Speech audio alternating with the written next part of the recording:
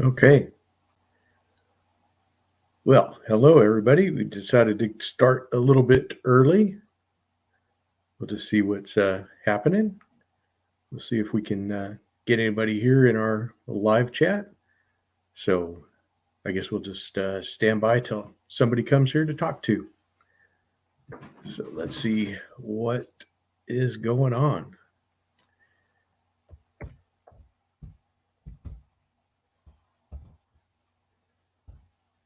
Hopefully somebody can see me. What do we got going on here?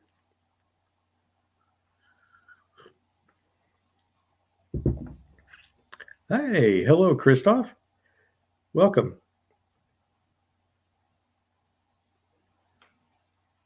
Suburban Jack. Hey, what's going on, Jack? It's good to see you. Hello. Prepping Sunday dinner. It sounds good. What's on the menu, Christoph? I'll be doing Sunday dinner here in a little bit. I thought I was going to make some ribs on the Traeger yesterday, but that ended up getting delayed, so it'll be today. Hey, William. Nice to see you. Welcome to you too. Hi, Tom. Welcome. Yeah, we should have. Hey, David, you finally got here, huh? Well, good. Sausage and peppers. That's always good. Hey, thank you, Andrew. I'm glad to see you here. I'm out here on the West Coast, and well, not close to the coast, anyways. But that happens. Oh, good to see you guys. What are you up to? What's going on your Sunday? I did. Hey, what's going on, Pete? It's doing good. We're just hanging out with some friends. Glad you could show up. I did have a comment that was actually interesting. Stuart Harvey sent me an email when I did the traveling knife video. You guys remember this one, this little Kershaw Chill, and it's a cool knife. And he said that he thought that it reminded him a lot of the Air Ranger, and so I happen to have an Air Ranger that he sent me. This is the Canadian version with the nail nick, and except for being a serrated blade, they seem a lot alike. They really do. The Air Ranger has a slightly larger handle, but it was an interesting observation. I thought, blade shapes are a little bit different, but I think that's because this guy has the serrations, but they both kind of have this ramp up at the top, which is really kind of a cool thing. I was kind of glad he saw that similarity because I did not. Hi, Colton. Nice to see you. It's funny, Jack, since you changed your name on Instagram, so it's all one word. I always read it as Suburban Jacked C. So you just may be. I don't know. Hey, Pete, I have something that you might like. This is a little Boker Magnum lockback, and this is a really cool little knife with the wood handles on it and stuff. I think it's really nice. I haven't done a full review on it yet, but hey, William, right on. He's enlisted in the regiment. Nice to have you aboard, William. Thank you. Yeah, you guys, you can definitely join the channel. I call it RJ's Regiment, and there's a couple of different levels, and yeah, it's really kind of cool. Let's see here, Andrew. Drawing blade in spring dimensions and shapes to take the dip into making my own slip joints. Very nice, Andrew. That's really cool. Hey, TK. I already sent you a nice little thing, a comment on your Schrade tag. I'll definitely be joining in on that. If you haven't watched it yet, Jersey, he's got an open tag to show your Schrade collection. He picked out 5, so I'm going to pick out 5. Yes, David, I agree. That little Boker, it is a cool little knife. Let me get it again. This guy is just, I mean, you just don't see a lot of really classy knives like this anymore. And this is like, super traditional EDC friendly kind of a knife. Uh, nice and small, and really a handy size. Just a really cool little knife.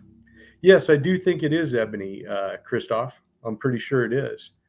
Uh, but yeah, this is a cool little thing. Yes, Byron, howdy to you too, the regiment and all here this Sunday. Beautiful Indiana October afternoon. Nice lunch break from splitting firewood this afternoon. Well, stay safe doing that, because that's definitely somehow you re-enlisted, William. I must have had the good recruiter's pitch. I won't show you the world, but I'll show you some knives. How's that? Oh, you already put out your video? Nice, Pete. I just hadn't seen it yet this morning. Hey, what's going on, JB? Big Red EDC, another member of the regiment, is in the house. Our moderator for today. Yeah, exactly. William will eventually be a gunnery sergeant. That's for sure. So that is for sure. Yeah, I'm going to definitely watch yours, Pete, and then I'm going to make mine. So we're saying hello to everybody. Everybody's talking in the thing. This is a lot of fun. I really do enjoy these lives. It's a lot of fun. So since I showed that other Kershaw, your top prime for Putin's army. William, unfortunately, I think that you and I are probably still better off than most of his troops, but I don't know. We definitely could be in the old guy brigade. How's that? But yeah, without showing this Kershaw, everybody loves this one, so I had to bring it up. Hey, what's going on, Grugs? Nice to see you. Yeah, brought out the 1050 field knife. I know it's a big favorite with everybody, and so why not show it off a little more? I know you guys love it. It's a good one, that's for sure. It's just a fantastic knife. I've had it for many, many years. It's one I'm glad that I was able to hang on to and take care of. It's just such a nice knife, that's for sure. So yeah, just hanging out. Got some cats fighting under the table. Nice. Yeah, king of all man lift operators. Yeah, that very well may be true. Uh, let's see, what else do we got on the table? Oh, I know you guys. Let's see, you never get tired of seeing that Kershaw. Yeah, David, I don't either. It's cool. We sit in the rear and tell the new guys how easy they have it compared to the old days. That's right, William. That's what we do. That's exactly what we do. Oh man, yeah. But I don't know if you guys saw it. You guys know this is the off-grid knives Black Stallion, and it's a really super big warning. And they are making a rapid fire version of this. So I brought out the rapid fire, uh, this tan one that I have, the Coyote version of this knife, and making it an assisted opening is even better. I mean, these are just super nice. I know a lot of people commented on my video with this one that they just love the blade shape on it. And these knives, for being big knives, the off-grid knives carry actually pretty nice. They're not too bad to carry. That's for sure. So if you're looking for one of these guys, I don't know if they make the Black Stallion anymore, but if they don't, there is one coming out that's just like it, but it'll be assisted opening. So that's finest big blue boom loader anywhere. Isn't the big blue boom? Doesn't that belong to Zach? I think that's Zach's because he likes the blue stuff, right? Right, JB. Let's see here. Solid looking Kershaw. It has a presence of its own. It sure does, Andrew. I swear it does. That is for sure. Hey, CB Tactical. Hey, awesome. I was just telling the guys and showing them earlier this sweet Boker. This actually came to me from CB Tactical. So it is. Thank you, JB, for throwing up the link for Off Grid. But yeah, this little Boker, this came from CB Tactical. It was a really nice little gift from him. You can operate a PS3 controller, William. You're definitely a high tech troop there, if you can do all that. So yeah, definitely check out CB Tactical's channel. He does have an interesting channel. He shows all kinds of EDC gear, has unboxings of different things, the different tactical boxes, and all that stuff. So it's a lot of really cool stuff going on over at his place. So definitely check him out. Sorry, I had to have a little bit of coffee there. Let's see, what else do I have on the. Yes, it is TK, the Jewel Lockback. I like it too. It is cool. Tom can operate a microwave oven. Dude, if you're a nuclear oven operator, I think that's a rating in the Navy, isn't it, JB? Wow. And Colton can do a VR headset and controllers. You guys are crazy, man. Oh, man, that is awesome. We got to be careful because they may actually send us conscription papers because they're looking for people. But this will be familiar to everybody. This is the QSP Pangolin. Really sweet knife. I have not done a full review on this one yet, but it is coming. Oh yeah, Byron, for sure. If you're like they say, cutting firewood, it warms you twice. Once when you're cutting it, and once when you're burning it. That's for sure. Oh wow, you broke one of your axe heads. Dang. Yeah, that's not a fun deal. Hey, Knife Delights. Let me get over to. Oh, thank you, Jack. Thank you for the shout out here. Yeah, let me bring on Tom because he wanted to join us. There you go, Tom. Hello. So he's on here too, and so he's here. What do you want to talk about, Tom? You got any new stuff you want to show?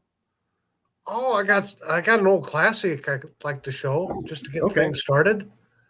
A Hammer brand fish knife. oh that's nice. I like that. Yeah. This one was made in about 1938 to 1941. It has Cool. really beautiful covers on it. It does. Yeah, thank Still you, in. Byron, for that. If you send me a pic later, I'll throw it up on the community page. So we'll take a look at that. No, I just want to say hello, everybody. Yeah, Tom was running a little bit late this morning, but he wanted to come back on the live stream. He had such a good time last week. He said, "Let's do this again," and I said, "Yeah, let's do this. This will be a lot of fun." I think it was a big hit last week with everybody. Well, I sure enjoyed myself. Got to show a lot of knives. That's always a good thing. Yeah, for sure.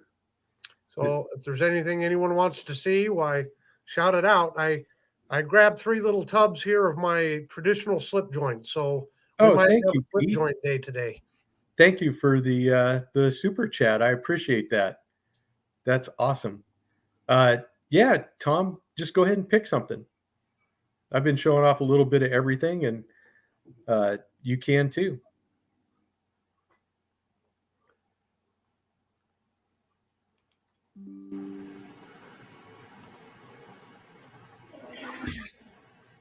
Go away. Leave her alone. Sorry, I I'm got cats muted myself. fighting. Oh, thank you, CB. World War II. uh, let's see. How about a nice big slip joint from Cold Steel? How about the Kudu Light? It's been a while since this guy was on the channel. Uh, really, still like this knife a lot. And it turned out to be kind of handy. I was at the store and needed to grab something that was up on a high shelf, and I couldn't get it, so I had it closed up like this, and I was able to use this kind of a club end to yank what I needed forward. So always try to find something, a new use for a knife. That's for sure. But yeah, this is awesome. Stop, you guys. Sorry, I got two cats. One of them, he likes to bug his sister all the time, and I don't think you guys want to hear any cats squalling in the background. But yeah, this is a really cool knife from Cold Steel, and these guys are still very inexpensive. Cold Steel has a lot of great knives. They sure do. Yeah. I'll bring out another classic here real quick. Okay. There's a camp knife. That's a Cutmaster. Nice. Kind of budget line. Saw this laying on a shelf in an antique store. I think I paid $3 for it, and it looks brand new. But yeah. That's awesome. It yeah, I think they are getting ready to fight Colton. That's for sure. It's got a weird can opener to it there. That's a little bit different.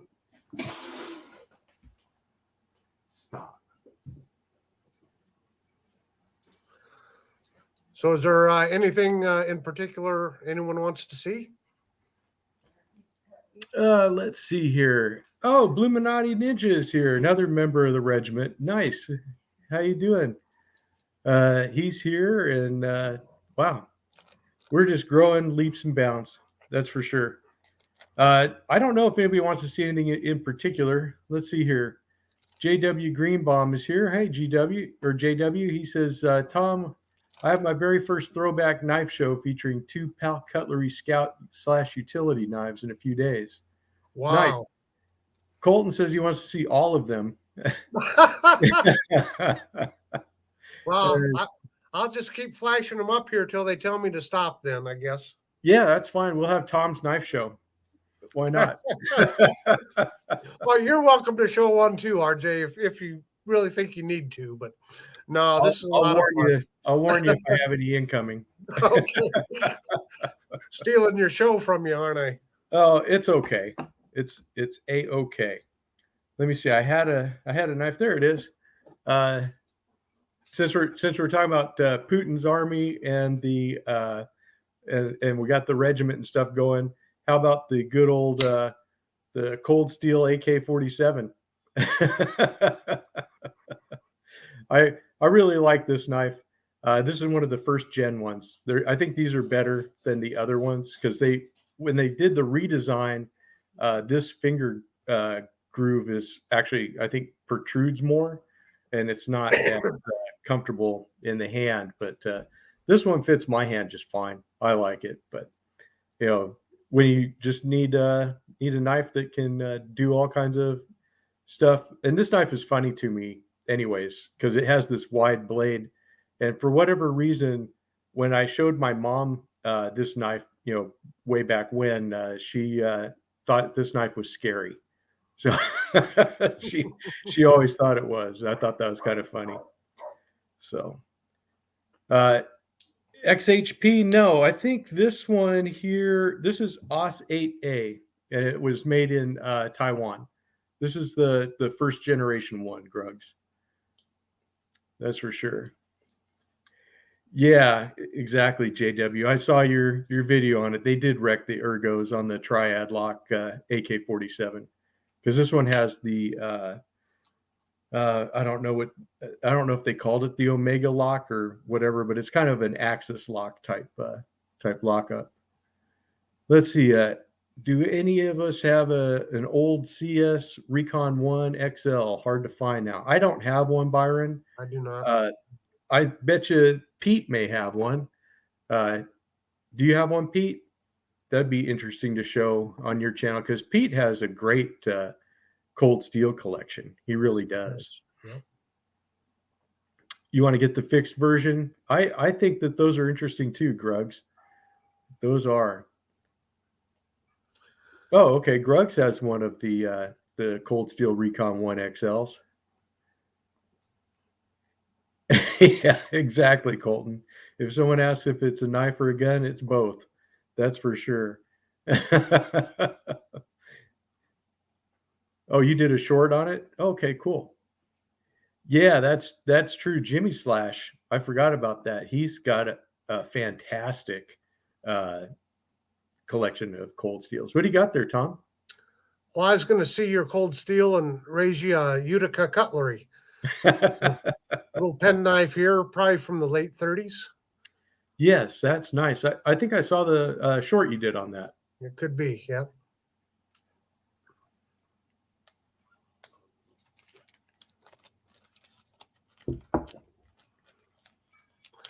Yeah, I saw Jersey or Pete over there, Jersey Knife Guy. He did a video on all his cold steels, and that was quite an impressive video. Yes, it was. Thanks for sharing that, Pete. It definitely made me think I need to buy more cold steels. Yeah, I've got a couple of them, but nothing near like what he has. No, but he's got a head start on us. You know what, though? If I have one of my friends over at the house and they look at my knives, I'm showing it to them. They're like, boy, you have a lot of knives. And I'll say, yeah. And then I see, guys like Pete out there, and I look at my knife collection. I'm like, I have a little starter kit here is all I have. But I love to see these guys and their great collections. And you can really tell some of them have been at it for years. Yeah. And I'll tell you, Pete, I really think you have one of the best collections out there. I mean, you really do. You've got a ton of really great knives, and you have really great taste in cutlery. So it's turned out to be just a blessing to watch all the stuff you have. That's so good. Yeah, well, he has a whole wide variety. I mean, he's got from the modern to the old traditionals, and really fun to watch.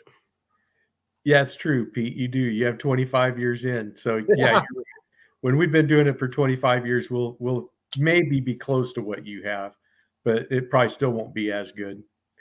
And El Phoenix, good morning to you too. He was one of the guys that commented on my community post with the goat. So I don't know how many of you guys saw that or not, but that was a fun little post that I did.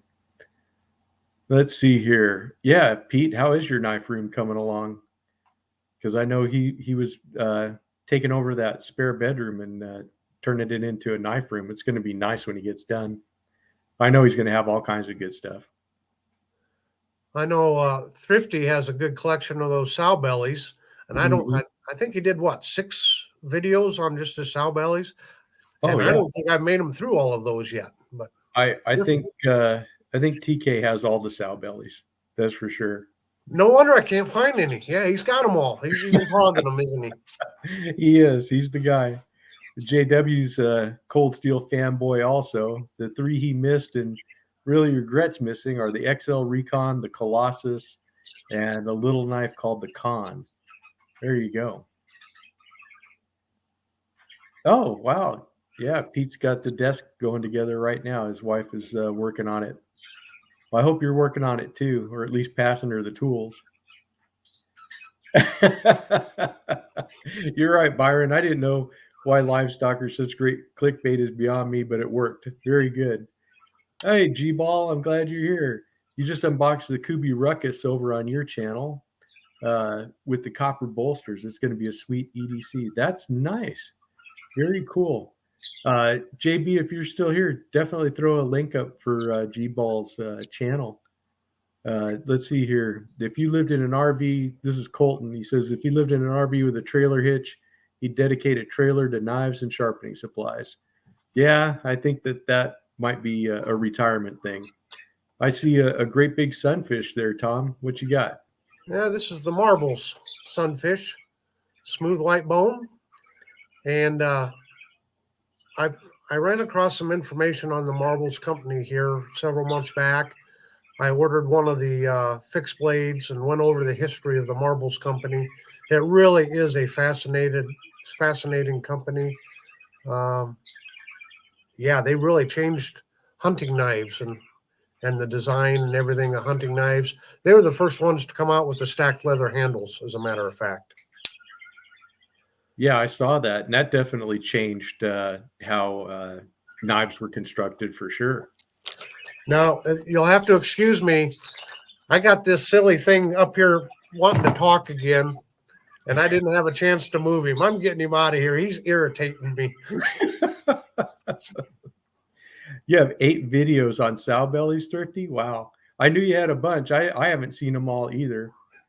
Rough Rider made 46 different regular 3 3/4 inch 3-blade sow bellies, and you have 42 of them. Wow. Yeah, you're definitely gonna collect them all. And Tom is showing the bird that he lives with. Let's see, you got the Marbles Drop Point Hunter in satin. Man, what a huge disappointment. What a garbage piece. Wow. That doesn't sound good. Oh, thank you, JB. They had a magnificent series of combination guns called Marbles Game Getters. Yeah, I think I remember that, JW. That's been a long time, though. It was made in Pakistan. Okay. Hey, sharp guy. Wow. You have to pardon the explosions over here. Yes, that's right, CB. I haven't done the video on that one. I've been holding it back. So yes, I have a GI Jack that I'll be doing a review on here pretty soon. Yep, those are good knives. Let's see. Pete says you thought you were close, but after his video, you're not even close. I hear you. Yes, Colton, I would imagine that is true. That is true.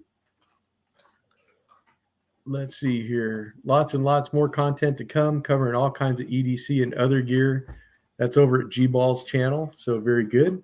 Oh, awesome, Tom. Yeah, I'll subscribe to him after I get off of this live here. That's for sure. Let's see here. If you stick with their folders, they're the same OEM as Rough Rider. Yes, I think you're right, JW. I think that is true. Yeah, Big Red and TK. That's right. TK is getting all the sow bellies, and JB is getting all the finches. That's for sure. So yeah, very good. Oh, and the reserve line too, huh? Wow, very cool. All right, Tom, what you got there?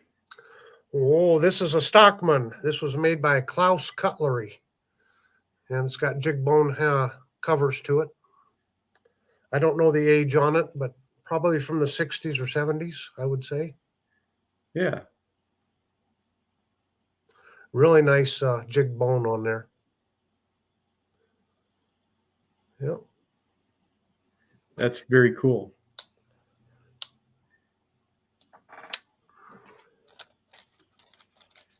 Oh, cool, CB. He just subscribed to your channel, Tom. That's awesome. Oh, I see that. And hey, everyone there leaving these great comments.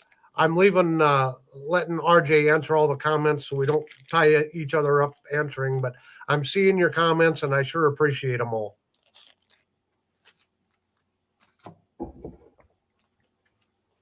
Let's see here. What else do I have that's interesting? Let's see here. You're Colton, so hungry for bear meat just looking at these knives. Hey, Zen, how are you doing? You're with all the knife nerds and you're in good company. Here you go. Here's something that'll skin out your bear. How about this nice little buck light from way back in the day? I brought him back out because, I just love these knives. And these are great hunting knives, and that's nice. Yes, JW, that Stockman had a pen blade, and I think on some of the smaller frame Stockmans, you usually get a pen blade instead of a spay. But I think that's on the mediums and smalls. I think it just depends on what you get on those. Yeah, G-Ball just subscribed to you too, Tom. Oh, well, thank you. Welcome aboard, everybody. Thanks a lot. I appreciate that. But yeah, here's your pen blade and here's your spay blade. So typically on a Stockman, but it doesn't ring true for everyone. Typically, your main blade is a clip point, and then you typically have a spay blade, and then the third blade can be it can either be a pen blade, it can be like a leather punch, because if you're a stockman and you're not working leather, doing leather work and this and that, you want a punch instead of a pen blade. So the third blade can vary on a stockman. Yeah, it's just definitely one of the fun things about collecting that pattern is getting the ones that have the alternate third blade.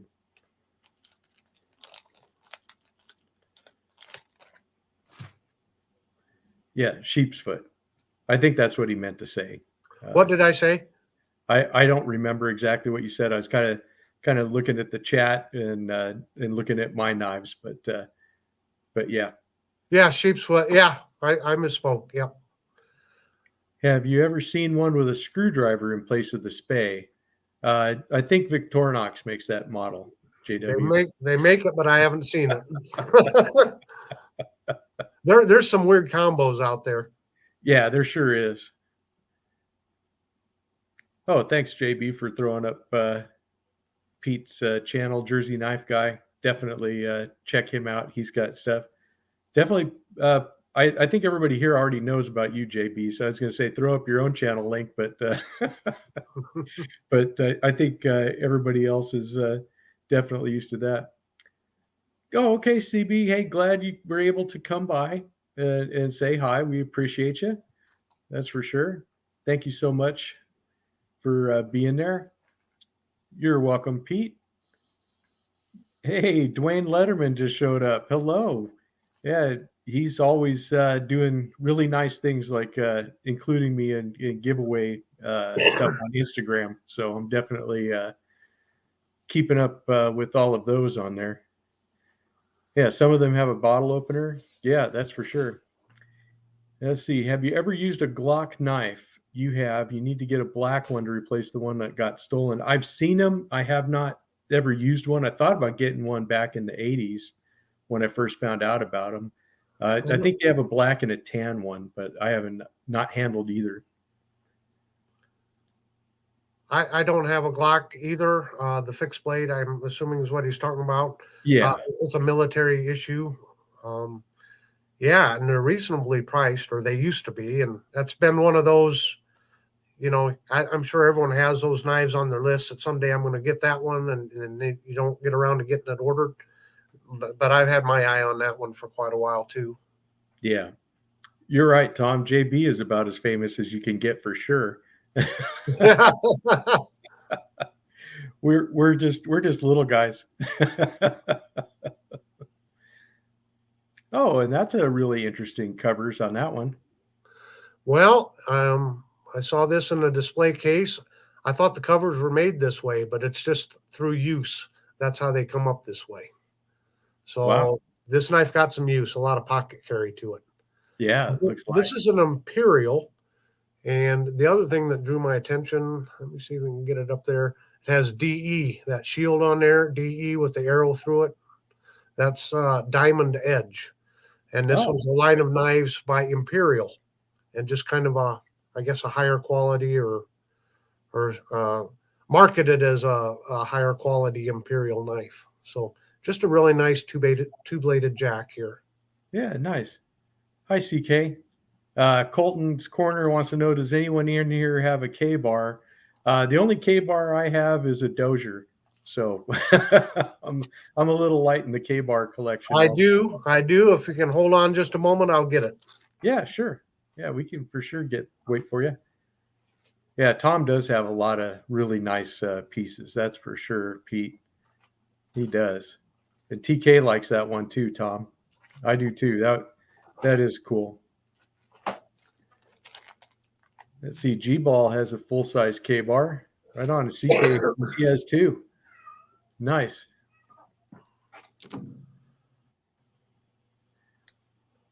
Now, I don't know if he's expecting a fixed blade or a pocket knife, but. Well, I guess you can show what you got. Here's my K-bar pocket knife. The small Stockman. or medium-sized stockman. Let's see, with the glare, I don't know. Can you see the Oh yeah, yeah, we you can see see the it. K-bar logo there? There you go. Oh, there you go. Yep. Yeah, very nice. So yeah, okay. So we're talking stockmans. So this one then has, your main blade is a clip point, and even the clip points all look different. They all made their clip points different. And then you got the sheep's foot, and then you got the spay. Yeah. So, yeah. So it's a jig Delrin. And I've got one more in the other room, the fixed blade. I'll be right back. Hey, Jo Ventures Outdoors has decided to join us. Awesome. Might not be able to stay long. Well, that's cool. We don't know how long we're going to go. We're probably just going to be here just a little bit longer, about a half hour or so. Yes, you're right, Zen. I need to get a K-bar fighting knife. I definitely do need to get one. I haven't got one yet. Yep. And Tom wants a USMC K-bar, and Pete likes those too. And JW just placed a bid on a K-bar Senator on eBay. Nice.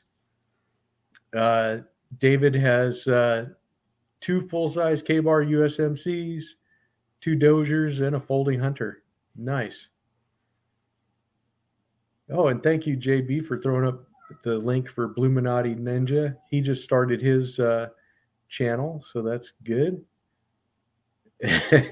Colton's grinding his K-bar in the barn while the donkey runs the farm. Nice.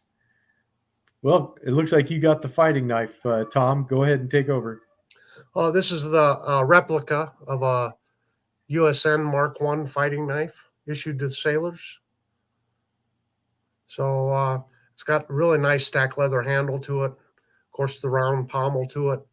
Now, the original knives weren't coated or anything. So it's a pretty close replica, but it's not an exact replica. And then the sheath, USN on it. So yeah, these are the 2 K-bars I know I have. I might have some others, but none are coming to mind right now. But, Yeah. yep. Well, we'll see you, Prop Blast 82nd. Sorry, I just saw your thing that you got to go. So, yeah, definitely have a nice day. And yes, JB, JO Ventures Outdoors, he makes really nice slips. He made some for Pete, and he did a really great job on those. He's really, a nicely, very skilled leather worker. I think he does great work. If I tried to sew even 2 pieces of cloth, it would look horrible compared to leather.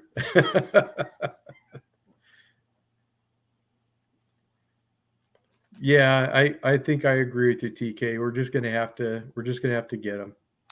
Yeah, did they allow those in the submarines? I don't know. Maybe. Isn't that where the divers go out from? So they definitely have to have access to those.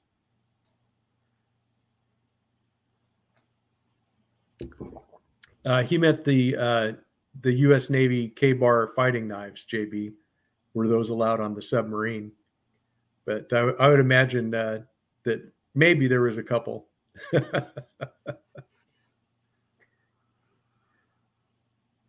Oh, okay. Well, I didn't know that was a cadence from the Marines, Colton. We sang different songs in the Army. What can I say? Probably not as good or as colorful as the Marines. What you got there, Tom? I kind of threw it up. I didn't figure a lot of people would be interested, but I don't know. I guess some people like Schrades. I don't know. Yeah, there's 1 or 2 Schrade fans around. Here's an old timer. This is the 108 OT Stockman Jr. Nice. USA made. It is missing one of the pins here on the backside there, but other than that, it's all in pretty good shape here. Oh, there's one. It's missing that little, more of a decorative pin than anything else. But so again, you got your clip point sheep's foot, and a pen blade. You know what, Pete? There's a lot of USA made old timers on eBay, and they're not going for horrible prices. So I would say that if you wanted to get one, now's a good time to go shopping because a lot of them are out there. Uh, they were never really collector pieces; they were, No. more workers, but they made a ton of them, and they're out there. You can still find some that are new old stock in the box, and then there's quite a few that were reused. But yeah, that's a good resource for them. Antique stores. I'll keep preaching it. If you have antique stores in your area, I stop in our local ones about once a month and check out, see what's new. You get more of a rotation in the summertime because that's when there's been more like estate sales and things like that, and they'll get more knives in during the summer, it seems like. But yeah, I just check in once a month. You never know what you're going to find. That's true. In fact, me and the missus were talking about going possibly antiquing this afternoon. Yeah, and you might pay just a little more than what you do on eBay, but when you factor in the cost of the shipping and the chances of it getting lost in the mail, and plus for me, it's instant satisfaction. I've got it in my hand. I don't have to wait. Yeah. Yes, you're right, Jo, and pawn shops. That's true. It looks like, at least in my area, a lot of times the pawn shops have a lot more rougher condition knives than the antique stores do. But yeah, you can find all kinds of stuff everywhere. You just have to take a look. Hey, what's going on, Me with Knives? Uh-oh. Is Me with Knives, was he a sailor? I don't know. If only there were some sailors around here. Yeah. Where are we going to find any sailors? I don't know. Yeah. Hey, what's going on? Me with Knives. What's up, Army? Still chugging along.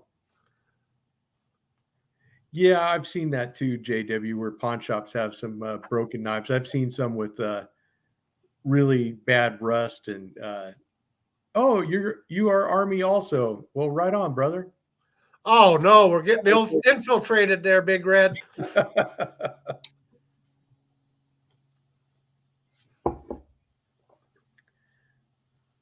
There you go. That's all we need is some more Army guys, and we'll be good. Oh, boy, this show's going downhill fast. I'll tell you what. Anchors away, my boys. Anchors away. Zen says the sailors are all at the Pride March. We won't go there. Oh, that's funny. Oh, well, there you go. Let's change the subject. Yes. You don't look down in the inferior branches. There you go. Oh man. You know what they say, Tom? Which service has more planes than the Air Force and more boats than the Navy? That's right. The Army. Yeah. Uh-oh.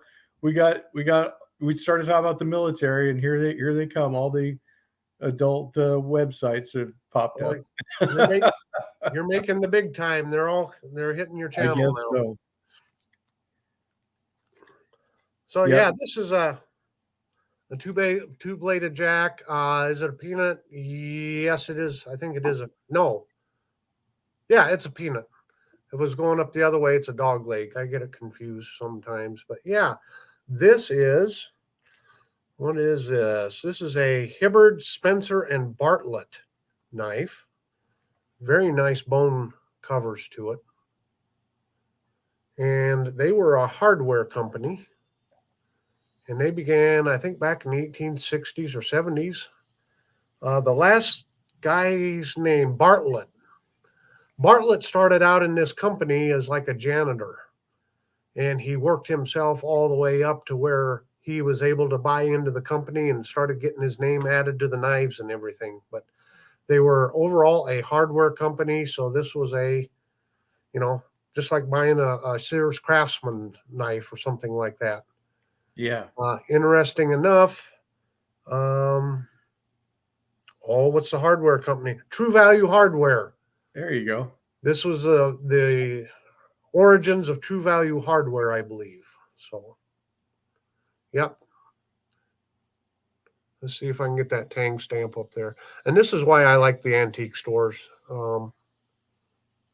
Yeah, that one's really cool. It almost looks like a Winterbottom bone pattern on the almost, yep. I can't get the Tang stamp. It's kind of light, but yeah. But yeah, nice little knife there. Yep. Navy stands for not a veteran yet. Oh, maybe. I I don't know. I don't want to disparage my. Tom says the Marines calls the Navy guys their chauffeurs, and I've heard the Navy refer to the Marines as bellhops. So there you go. Best taxi service you could ask for.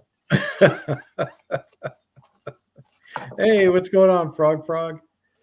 Yes, there are some gems in the hardware stores. That's for sure. Let's see here. What's going on? We got everybody saying hi and all the good stuff. Okay, so what's next, Tom? What you got? Oh, you've always got such interesting knives to show. Well, here's another one. Now, this is a cattle knife. And I think when I did my video on this, I was kind of confused about it because it didn't quite look like a Stockman. And I wasn't sure. I think it was Thrifty that actually left a comment saying it's a cattle knife. So the cattle knife is an equal-ended knife, typically, like a cigar type knife. And other than that, it's kind of like a Stockman. Now, this one has the leather punch on it, but the tip of that is broken. It's got these really nice micarta, I believe to be micarta handles, and the bombshell shield there. And this knife was made by Henry Sears and Son. Nice. And I believe Henry Sears started out in what used to be called Prussia. And then he moved to the US. And at one point, I believe they were out of Chicago, him and his son making knives. So yeah. I sure like, again, finding these different Tang stamps, different makers. It's just a lot of fun. Yes. You're right, William. A10 Warthog, who you going to call?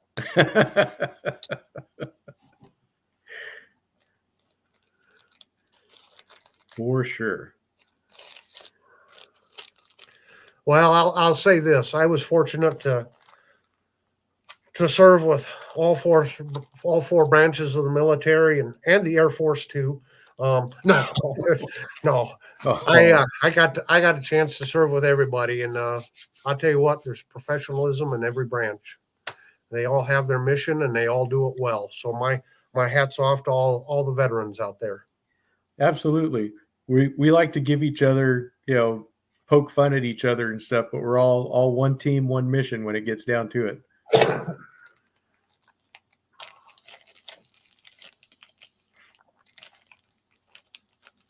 So let's see here. I have, let's see here, for one of my fun traditional knives. That this one doesn't get seen a lot, but I really like this case Copperhead because I really like the jigging. This is that Rogers jigging pattern. I don't know if that's coming up on the camera real well or not, but just such a handsome knife. This one is a Copperhead, but the you can get these in trappers. You can get this kind of jigging in other knives that they make, Stockman and Peanuts and other stuff. But just a really great knife. It's just really handsome. And here's the pen blade on it, which I liked the Copperheads. They put a nice big pen blade on these. It's just really a very, very cool knife. And this one has the hot dog shield on it, so which is always fun. It's fun to collect different knives with different shields and all kinds of different stuff like that.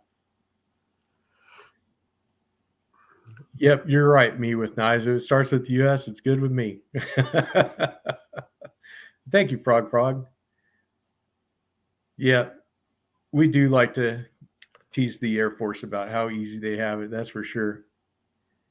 Yeah, I know, Pete. I like those too. See, Colton's corner, he says that his grandpa on his dad's side was in the Arkansas Army National Guard for 23 years. He helped get communication towers set up. Imagine standing in the back of a truck swinging a hammer. Yeah, that is for sure. I think that's and the thing is that the National Guard does such a great job for everybody, especially now with after the hurricane cleanup there in Florida and stuff. I mean, those guys are out there, doing it for the citizens. That's for sure.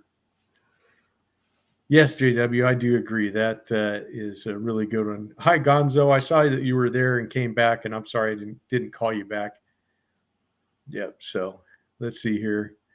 And David says he has the Rogers jigging is nice. He's got a couple of them in the blue bone case knives with that jigging also. Yeah, that would be really nice. That would be sure. Well, I'm sorry to hear that, Colton, about your grandpa passing. That is something that you never really get over. I still miss mine, and he passed in, gosh, I think it was 05 or 06. I don't even remember exactly. Yeah. So yeah, it's always always one of those things that you always remember those that go before you. That's for sure. Yes, Tom, talking about the Air Force being referred to as the chair force. I've heard that too. Mhm. But I'm sure that they would beg to differ with you. Looks like you got another interesting. Is that a cattleman? No, this is another Stockman. Oh, okay. Made in USA Camillus. So Oh. somebody was talking about made in USA. So Yeah. years before, they the rights to the company got sold out and all. But as you can see, the third blade there is, whoops, it's got like a file there. Yeah. A punch. Thank you. Byron just joined the regiment. So thank you, Byron, for that. Go ahead and other members of the Bluminati Ninja, go ahead and give them some salutes and some tanks and all that other good stuff. Yep, and Gizmo Car, the Fighting Seabees, for sure. Oh yeah, it was a great movie, and it's a great part of the Navy. That's for sure.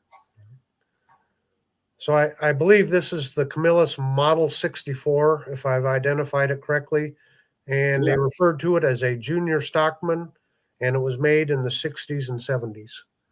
The cover material is what they called K-bone. So it's kind of like a Delrin type stuff, but Camillus called it K-bone. So yes, JW, it is. It's got a combo file and punch there. It looks like, for sure.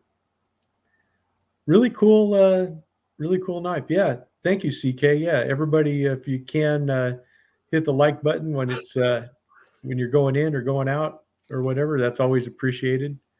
I really appreciate you guys being here. That's for sure. Let's see, what else do I got? Let's see here. Did you hear about the CB train robbery? They didn't rob trains; they stole them. No, I don't think I knew about that, Colton. That's clear. Hi, Bobby. Glad to see you're here. And Zen always refers to that pattern as a Stockman punch. And Frog says he done did it. So maybe he did. That's for sure. I gotta tell you a little story. I'll tell a little sure little sea story since I have a new audience. A sailor gets tired of telling the same sea story to everybody, so it's nice to have a new audience. But I just gotten out of boot camp. I was down at St. Louis to catch my overseas flight. Of course, in them days, you traveled in uniform. So there I am, fresh out of boot camp in my blue Cracker Jacks. Of course, we're all slick sleeve. We had nothing, come in the Navy. You're just not going to be wearing anything. And I see all these Army guys strutting around in their greens, and I'm like, man, they got 4 or 5 ribbons and they got dingleberries hanging everywhere. And man, them must be real war heroes or something. Then I found out they had just gotten out of boot camp too. And I think they got a ribbon for making their bunk and a ribbon for brushing their teeth. And, but no, I just found it fascinating. Positive reinforcement goes a long way with us GIs. I guess. No, I just always thought that was kind of funny, because the Army seemed to have a lot more stuff to put on their uniforms, and we were all slick sleeve,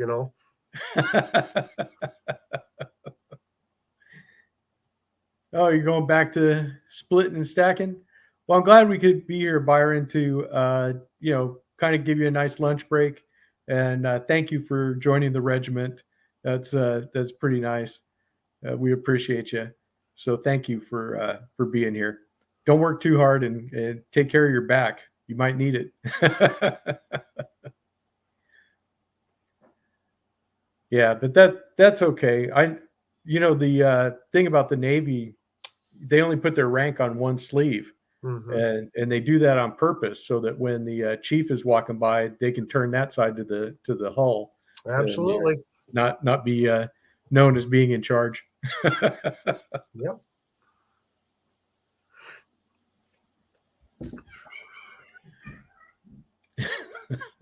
Those cats are at it again.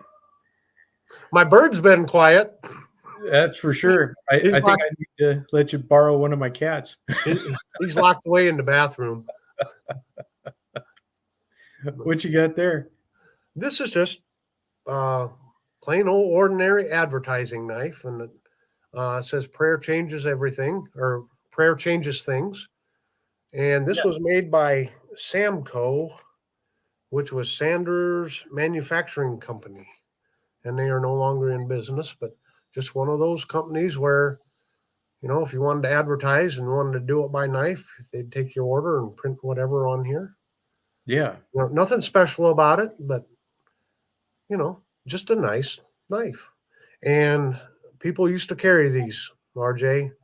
Everybody had some sort of knife like this. And it might have seed corn advertising on it, but it was simple knives like this. Absolutely. Absolutely.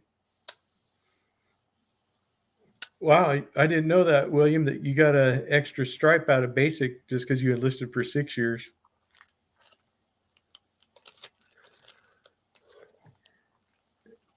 And Zen tells us that a moment of realization is worth 1,000 prayers. I guess that's probably true.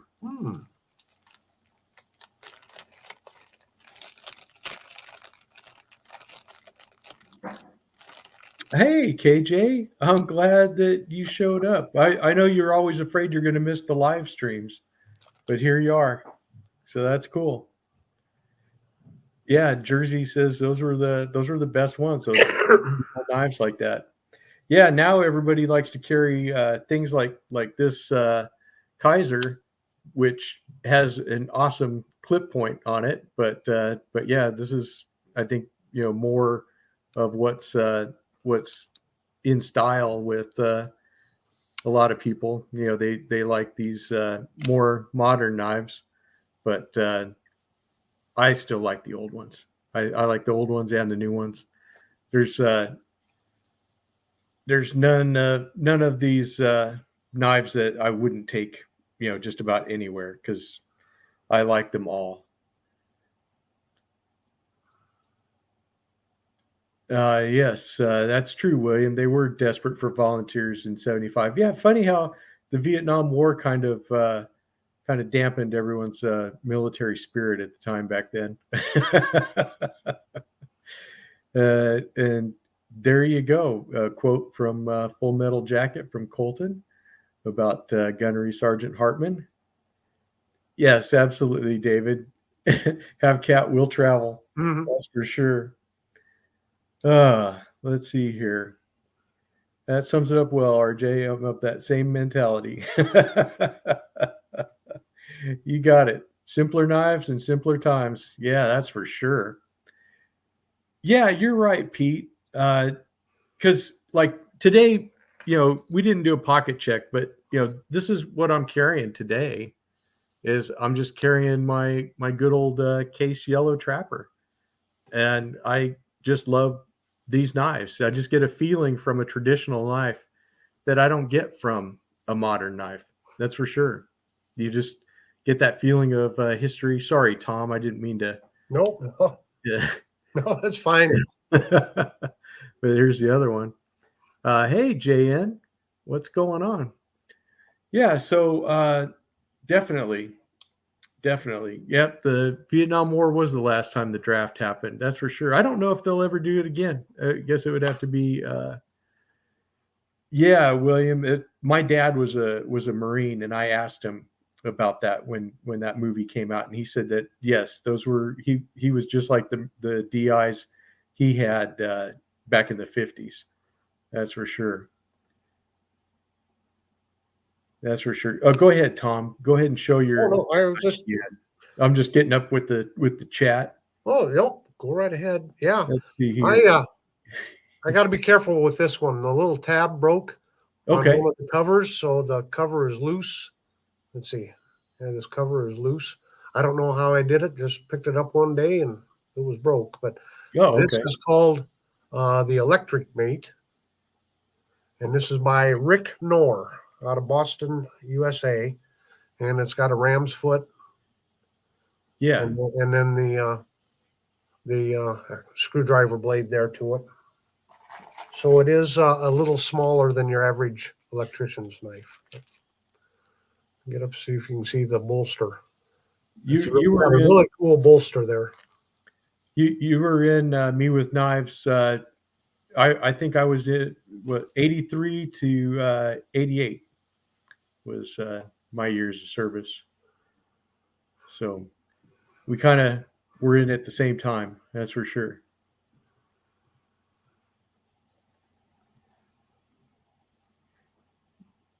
Yeah, that is a cool main blade. That's for sure. I do have one with a hawkbill blade if they'd like to see it. Yeah, that's good. I have one of the Schrades with a Hawkbill. Let me get it dug out here. Okay. Yep. And William, you were in and out before I even got in.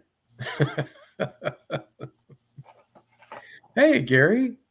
Glad to see you. Gary from The Last Ranger.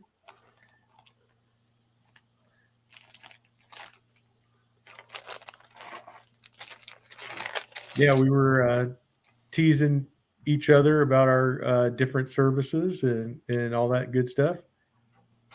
Okay, Gary was in 83 to 86. Definitely, we were all in around the same time. KJ was in from 79 to 83, and then he went back during Desert Storm, Desert Shield. Good. When did I graduate high school? It was in 82. Zen was when I got out. Okay, David, thank you for being here and enjoy the rest of your Sunday. That's for sure. All right. Go ahead, Tom. Oh, this is Holub, Holub, made in Sycamore, Illinois. And Holub was like an electrical supply house, I believe, something like that. But yeah, it's got the nice hawkbill blade to it. I got this off of eBay. It's pretty much new old stock, although where it was stored or how it was stored, they didn't store it very good. It did have some rust and stuff on it. But you can tell the edge has never been sharpened or anything. So, and for all intents and purposes, it's a new knife. And you can tell, can you read there on there? It's got the model number on it. To release, push center lock to left. So they had to teach them how to use a liner lock. There you go. Zen, I don't know why I look so old. I guess I've had a hard life. And hello, North Star. I'm glad you're here. Wow. Zen, how do you stay looking so young? I guess should be the question I ask you. You know, what skin cream are you using? I think you're all a bunch of young whippersnappers. So. I guess if I shaved off this gray beard, I'd probably look 10 years younger. If I took off my glasses, I'd be 20 years younger, probably. But that's always what my grandpa used to say when they were going to take pictures. He's like, hold on, let me take off my glasses so I look 10 years younger. Buddhism and anarchy. Do those go together, Zen? I don't know about that.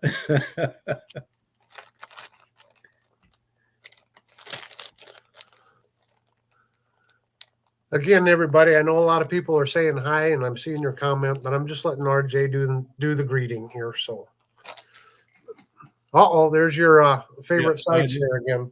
I just got rid of them again. Yeah, stupid bots. Gary went all gray at 48. Let's see, your JN says he tried to enlist in the Coast Guard because he'd been a strong swimmer, but was basically discouraged because of medical issues that were a no-go. Wow. Yeah. Yes, William. After you work with the jet engines and go deaf, then you're definitely in the silent service. Hey, what's going on, Mimo? Glad you're here. Okay, JB, hey, thanks for being here and doing your moderating stuff, and we appreciate you. We'll see you next time. You lost your hair when you were 18, Pete? Wow, that's kind of rough.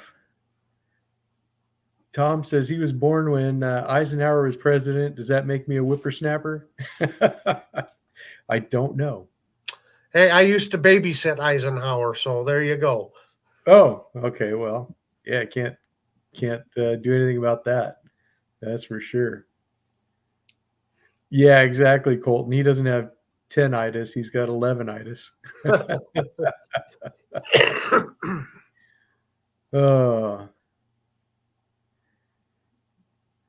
Yeah. So what happened, Pete? Was it just genetics, or what caused that for all your hair to fall out? That seems pretty young to have that.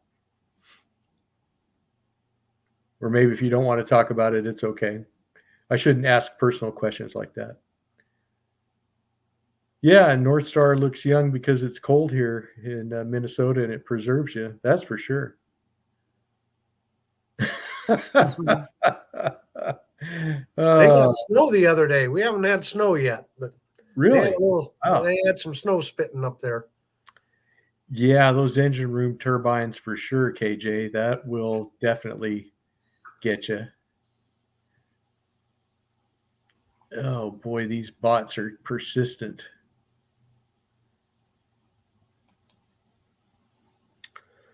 Well, while you're dealing with them, it's time to start breaking out some of the big knives here. Yes. Here we go. Here we go. Another little antique store find. It's a Kershaw made in the USA.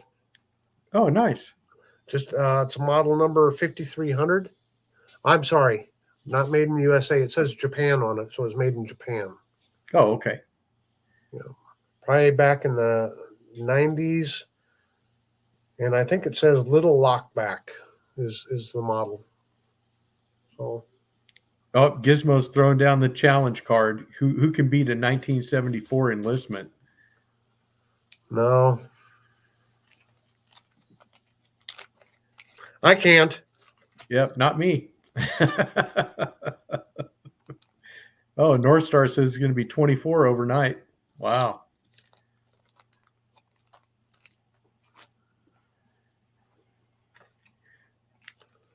Yep. Zen says you can't show too many stockmen, Tom. So I won't. If you have won't. Like I said, it's time to start breaking out the big knives here. You're right, William. What's the best dating site for lonely knife guys? uh,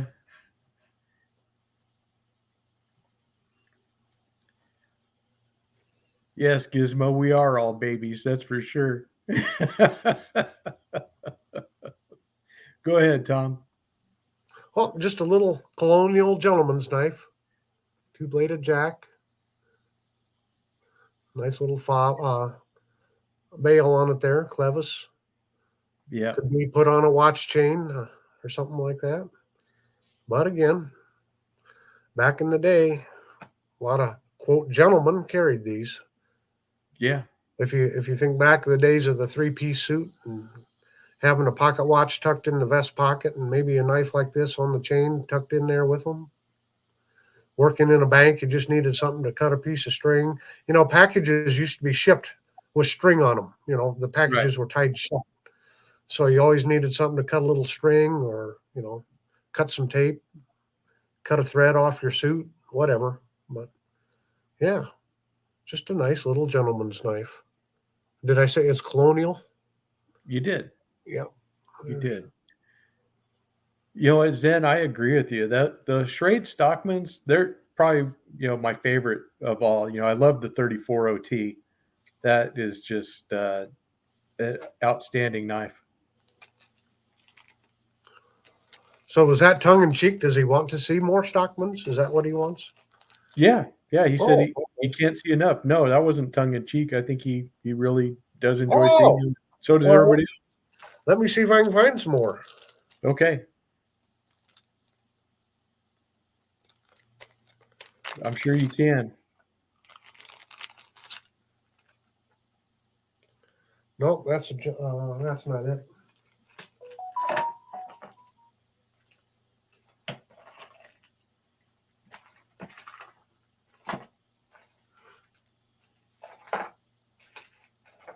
KJ says I don't feel like it. You don't feel like a Stockman. What do you feel like, KJ? What would you like to see?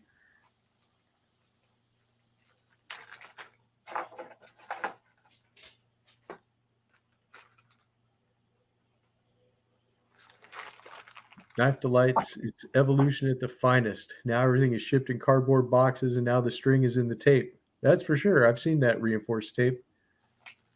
JW has a Craftsman by Schrade Stockman with the ACA blade marking on the main blade. Allegedly the first effort at micro serrations. Also has an actual match strike pull. Nice.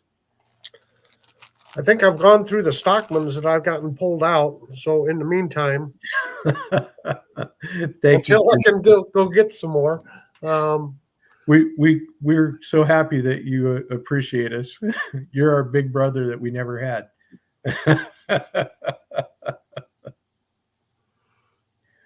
uh, yeah, Facebook. Yeah, I never did Facebook. Closest I got was Instagram. And what's that one you got, Tom? This is an old Imperial, and I'm not sure about the date of the tang stamp, but I believe it's 46 to 56 was when this was made. Just a single blade. But what makes this interesting and why it's hard to identify, so I hope I can get that tang stamp to show. You'll see that it got stamped wrong. Oh, hopefully you can see it.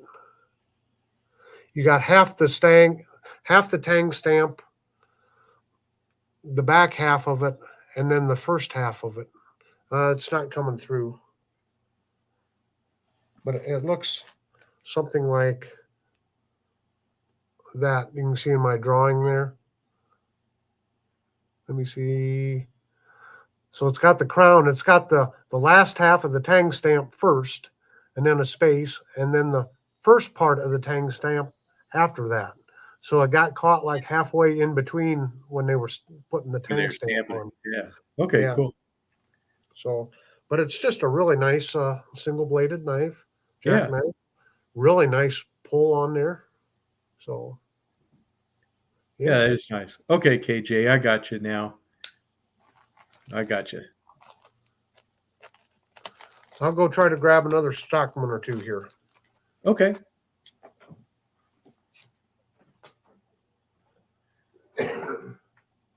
Yeah, I think Gary was on there, William.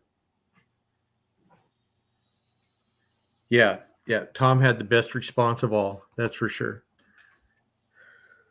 Yeah. So while he's looking for that, here's a nice little Barlow, single-bladed Barlow. This is a Taylor's Eyewitness. Uh, this is really super nice, and I still love this knife. It's just awesome. This is just a fun little knife. Fits your hand really nice. It's good. That's for sure. Two-bladed Stockman's count. I think a two-bladed Stockman would be a equal-ended knife, wouldn't it, JW? He'll keep pulling them out all night. Maybe, Pete. We'll have him show us his whole collection.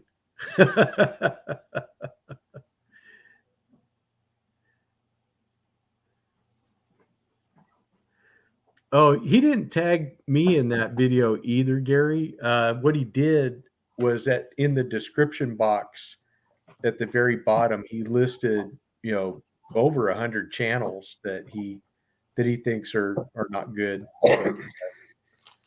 That's his opinion, and whatever. Yeah. So let's see here. Rough Rider did one. Believe it or not, it's in the Classic Carbon 2 series of the single-bladed Barlows. I do have one of those. Is that what you're talking about, JW? Yeah, yeah. It's like 100 to 110 channels. No, North Star. I haven't seen anything from Eric in a while. Wasted Beer Money. Yeah, I think he's been busy, but I haven't heard anything. Yeah, those Barlows are really cool, KJ. Yeah, JN, you were right to do that. I watched it, unfortunately, but I didn't comment on it either. The two-bladed Stockman, RJ. Okay, got it, JW. Yes, Zen, absolutely. You got a blacklist. I want to be on it for sure. Yeah, Gary, you're not so good, I guess. That's okay. I'm not either. And neither is Tom. Go ahead, Tom. Tell us about your Stockman. Well, there's a case medium Stockman, again with the Ictus symbol on it. Smooth blue ice synthetic covers. This is one of two of the Stockmans that came with the Ictus and smooth blue ice. I'll try to dig around here and find the other one, but this is one of them.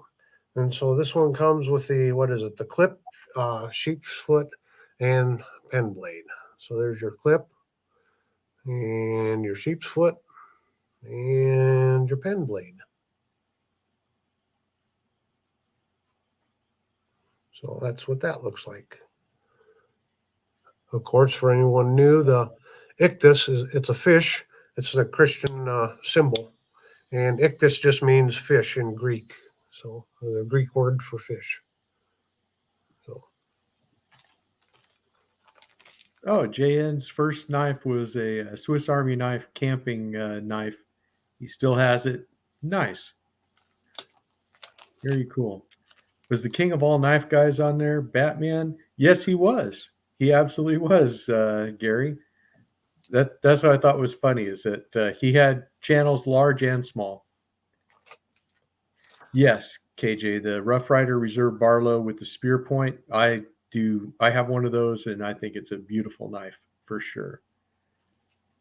Yeah, Zen, I think you're right. The 18 pattern Stockman, it might be the best knife that Case makes, except for their trappers.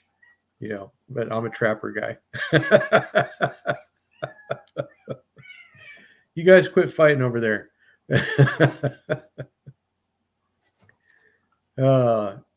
Yeah, exactly. All the cool knife reviewers are on the list. That's for sure. Yep, Shabazz was on there too. Has anyone besides me been on the showboat Branson Bell? I have not. I haven't been to Branson. So I have. So there you go. Tom has.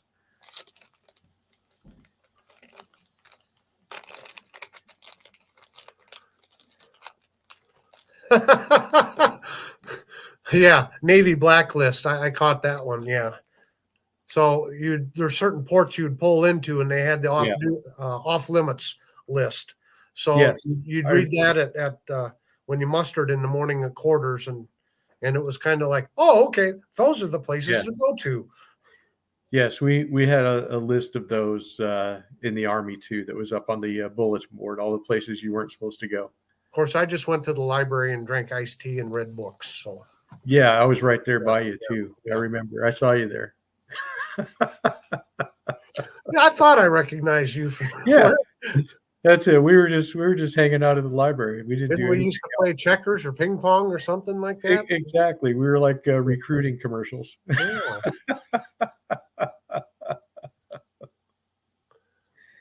uh,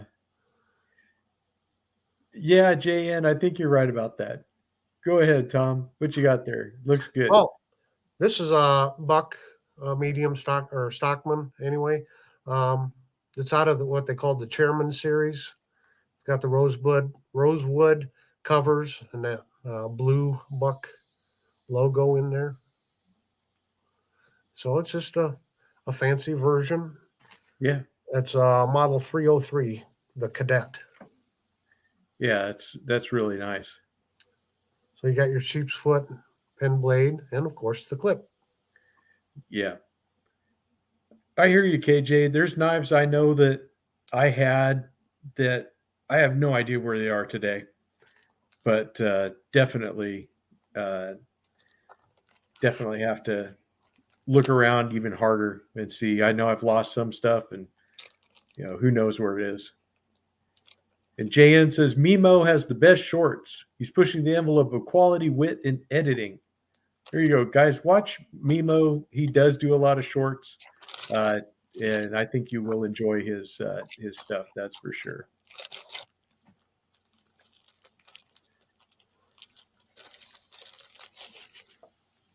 JW likes all the hollow ground blades on that knife you were showing. Well, if everybody's ready, I got the granddaddy of all stockmans coming up here. Oh, I think we are ready for that one. KJ just bought a case copper lock with a Warncliffe blade on it with a red handle with the American flag on it. That sounds like a really cool knife. I've seen that. That does look like a really neat knife. Yeah. I think I might have to go look that one up. That I didn't sounds. think I didn't think you liked Warncliffes there, RJ. Oh no, I don't. I have a couple of them. I didn't think you did. You might have seen one or two, but Every time I see a Warncliffe, I think of you, RJ. You're in my head. I don't know. I don't think I show that many Warncliffes, do I? Maybe Oh, I don't know. Now here is a stockman. Okay. This is the Buck Wrangler, model 307. They don't make it anymore, but it's the large or jumbo stockman. I love the long pull on that main clip blade. That is Isn't awesome. that nice? Yes, it is. What a really nice knife. Yeah. I wonder why they don't make it anymore. I don't know. I guess just wasn't enough demand for them. So they don't make that even in the Chinese. Not that I'm aware of. Not that Wow. I'm aware of. So, yeah, I mean, I should have got something out here to compare it with, but you can see in hand. That's a big stockman. Yeah. Yeah, I like that one. So, yep, the 307. And I don't remember. Oh, okay. When you get on some of these, when Buck first started having pocket knives made, they were made by Camillus. Well, actually, Schrade started for a couple years, and then Camillus took over because Buck said we don't know how to make them yet. So it took a few years, and then they got the tooling and the machinery, and they started making them themselves. Yeah. But this one may have been made by Camillus. Oh, okay. Yeah.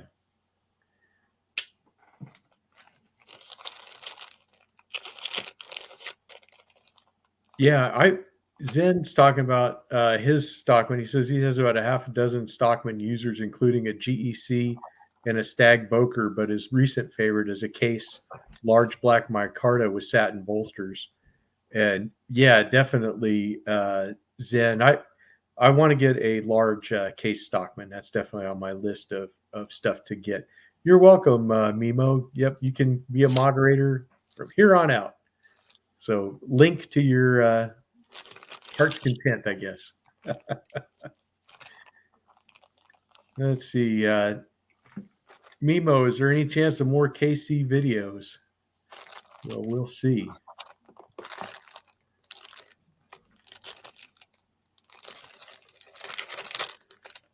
Okay, Zen, the 307 is about the same size as a case large. Okay, cool.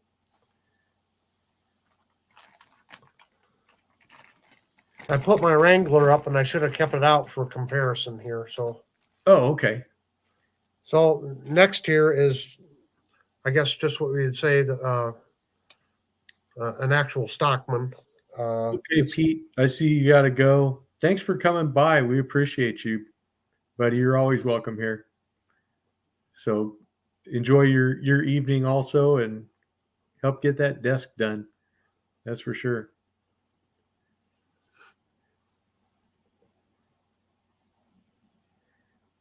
Oh, you are going to get opinion. Okay, Mimo, that's cool.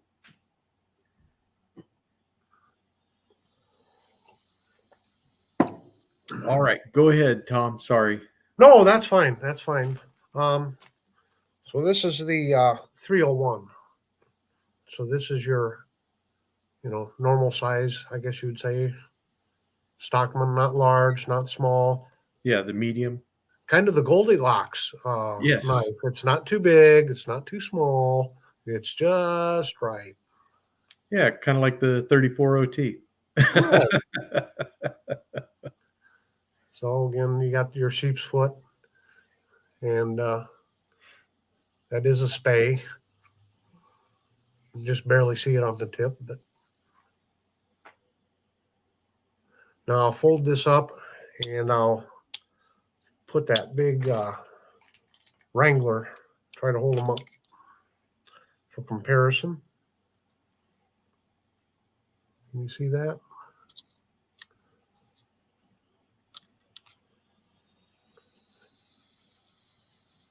How does that look? I can't see. I'm looking through them, so yeah, you can kind of see the size difference there. Yeah, you can see.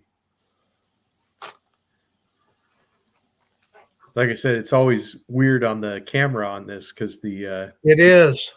Yeah, it's hard to juggle knives. And I can't look through my arms.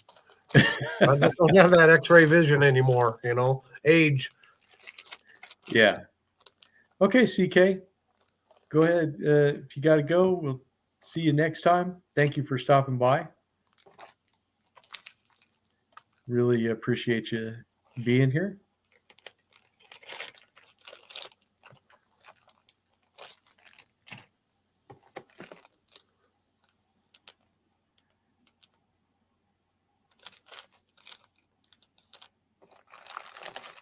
Yeah, so what else do we have to show off? I don't really have any old knives. I didn't bring too many old knives out here with me. I think you missed it, Tom. Let's see here. Gruggs says we've got to check out the Old Timer Hunter fixed blade. What a beautiful knife. Oh, that sounds good. Gruggs, we'll have to check that one out. I've got one of the. Is that the golden spike that you're talking about, LTC? I think the golden spike was the Uncle Henry. That's an Uncle Henry, yeah. I've got one of the USA made golden spikes. Yeah, that's a good reminder, Gary, for those of us with YouTube channels. Once you get over 100 subscribers, you can change your URL so that your URL is your channel name. If you need, yeah, so you can do that. So that's kind of cool, when you're. I didn't know that. Oh, okay. I thought you had done it already, Tom. No, that's interesting. Oh, okay. Yeah, so then it'll be the URL will be, you know, YouTube and all this other stuff. But then after the last slash, it'll be like Knife Delights, and you can Okay. change that. Okay. Yeah. Yes.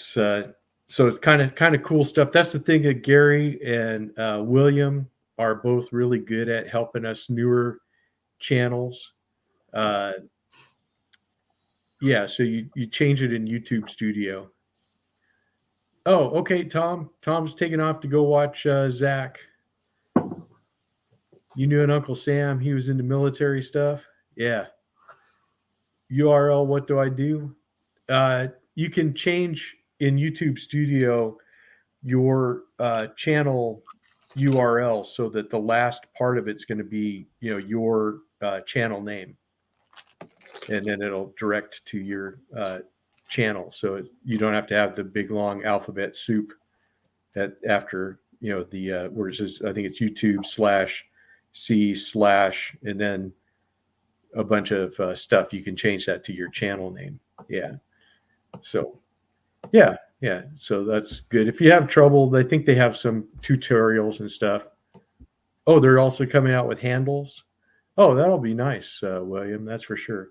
But yeah, William and Gary have both been very instrumental in helping out me and other small channels in all these little things you can do that you can you know, change and tweak to make your channel better, and things to do when you're getting ready to be monetized and all that kind of stuff.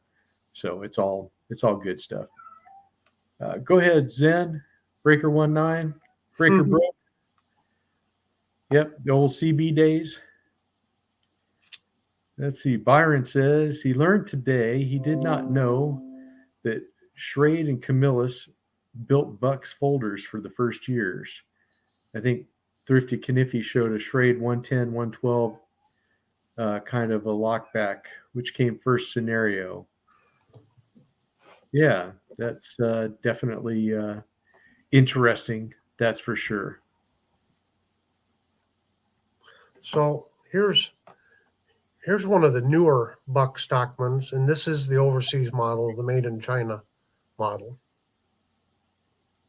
And it's got jigged bone, and it's, you know, there's still a good quality knife. Now, do I wish all the knives were made in the U.S.? Yes. But, I mean, this is a good budget option. I think it's $20 in our local Walmart store. Online, I think they're $11 or $12. But if you have to pay shipping, you're still kind of getting out close to 20 there. So however you want to do it. But it's a very affordable knife, and it's still a good quality knife. Yeah. Look, if I can have just a moment here, I'd like to point something out. Sure. If you look at the, let's see. Oh, wrong knife. Hold on.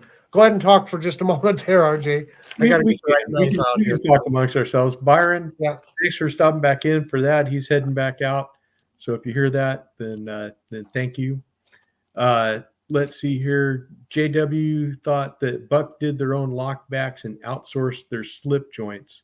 I think that that's true. Yes. They are outsourcing all the slip joints, but I think they're making their fixed blades here still also. So it's the fixed blades, and then the 110, 112. Those knives are still all built here. They still have some slip joints being made here. Oh, okay. Yeah. Hey, Jerome, thanks for coming in. I agree with you, Zen. My favorite Chinese knives these days are ABKT, and that is absolutely true. I think that they have really good quality control and really great knives that are coming out of there. That is for sure. See here. LTC likes the Buck, but he never owned one. William's favorite Chinese is Mugu Gaipan. There you go. That's a good one. I like that one too. Go ahead, Tom. Well, I was just going to show on this older Buck, probably Camillus made. You see the model number there, 307, but there's no date symbol after it. And Buck dates their knives, okay? So you have to be careful. You see these online, like on eBay, and they will say pre-1986. That's not always necessarily the case, and it gets very confusing. 1986, I think, is when Buck started using their dating system and putting a symbol after the model number. But there were still some of these being made by Camillus past 1986 that don't have a date symbol on it. So you've got to be a little bit careful if you're trying to buy it off of eBay when they say, rare pre 1986 or something. That's not necessarily true. But the rules don't hold true for every model of knife, because it looks like Buck started making some of the slip joints before they started making other ones. So it gets a little confusing. I don't have it all figured out myself. So Yeah. then if you look at the Tang stamp on this one, and again, this is the Walmart version made overseas in China, you'll see it has a date symbol after the model number there.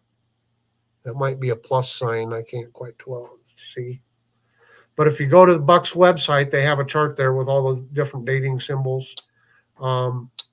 The slip joints and fixed blades may be a little bit different than like the old 112s and the 110s. They had a little bit different dating system when they first came out. So you got to do a little bit of research. Yeah, that sounds good.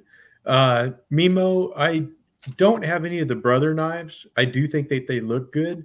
I do have one of the Watchman knives. I have their little anchor knife with the ram's foot. I like that one. That's a really cool knife. But yeah, I definitely am thinking about getting that. Christoph, I have not handled the Grunt from ABKT. I've handled almost all of their slip joint models, and I have the Buffalo Warrior, and I like that one a lot. That's the only modern one I have of theirs. Gizmo had a comment about the Schrade model HC-15 is the original design military knife, like your Navy model, still used in Vietnam. So that was kind of interesting. Let's see here. Colton says you call a knife with no edge unfinished. That is true. Let's see here. Zen says 86 marks the steel change. If he's not mistaken, the dating symbols came later. I think that's right. Yes, and William's going through his list of aliases. That's nice.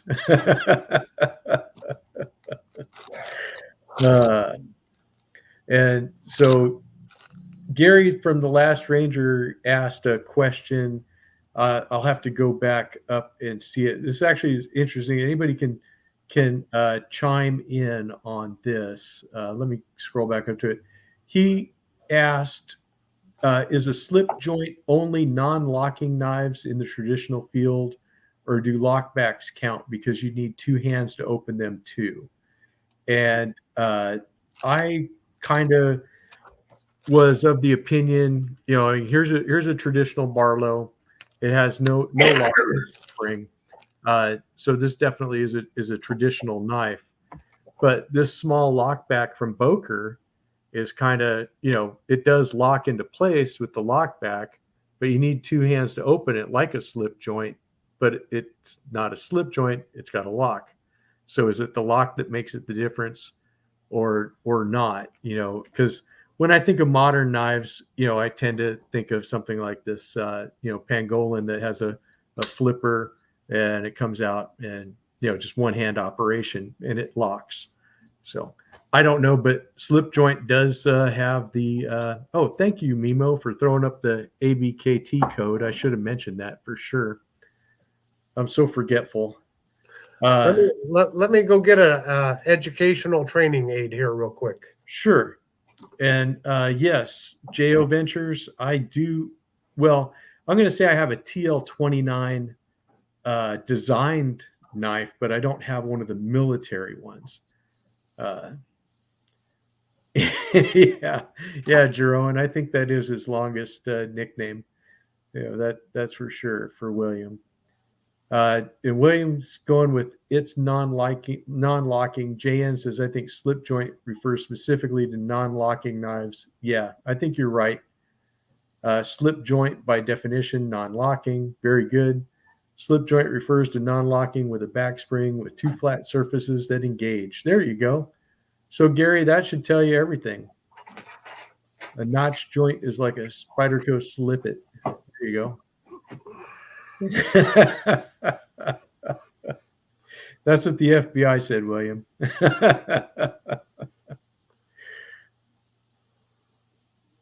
Yeah. So, yeah, some lockbacks are also considered traditional. I think you're right. So, JW has some military TL29s. Go ahead, Tom. Show us what you got. Well, here's a slip joint taken apart. So my understanding of a slip joint, it's called a slip joint. So you can see this notch here in the blade. This is the back spring. So when the knife is open, you can see it's just like that. When it closes, this is hard to do backwards, RJ. Yep, I Turn know. your blade, that spring pops up. And then your blade comes around, and then the back spring snaps back down. And that's where you get your walk and talk, Right. when you got a good snap to it. That's this back spring snapping back on top of it. So that's what I consider to be a slip joint knife.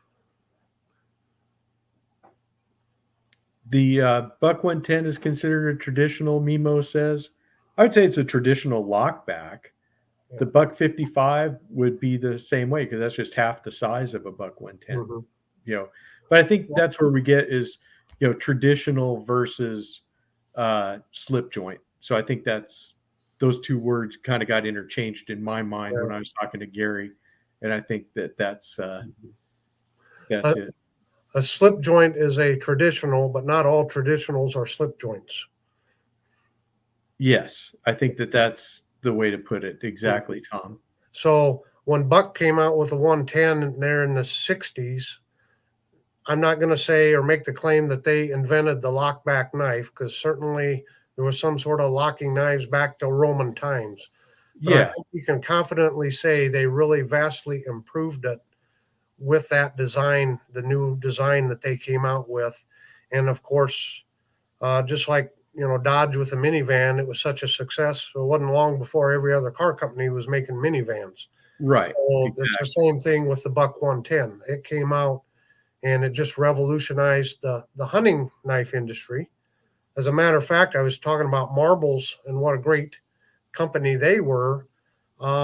It's kind of because of the Buck 110. When they came out in the 60s, everyone said, hey, this is a great folding knife. I don't need to have a full-length fixed blade knife.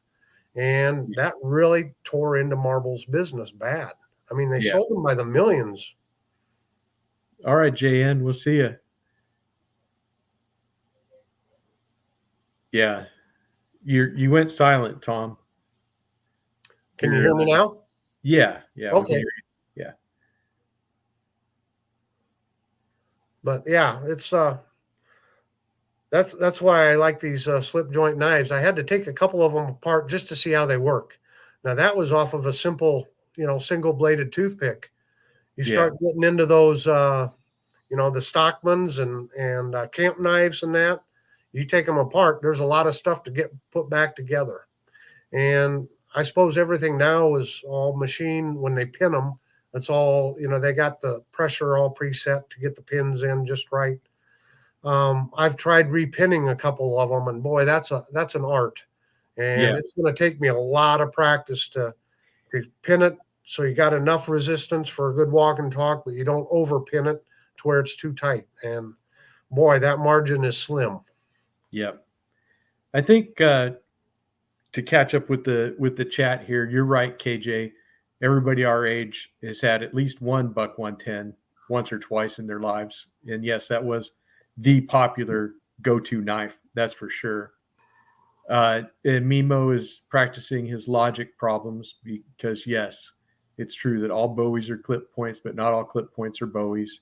And all thumbs are fingers, but not all fingers are thumbs. You're right.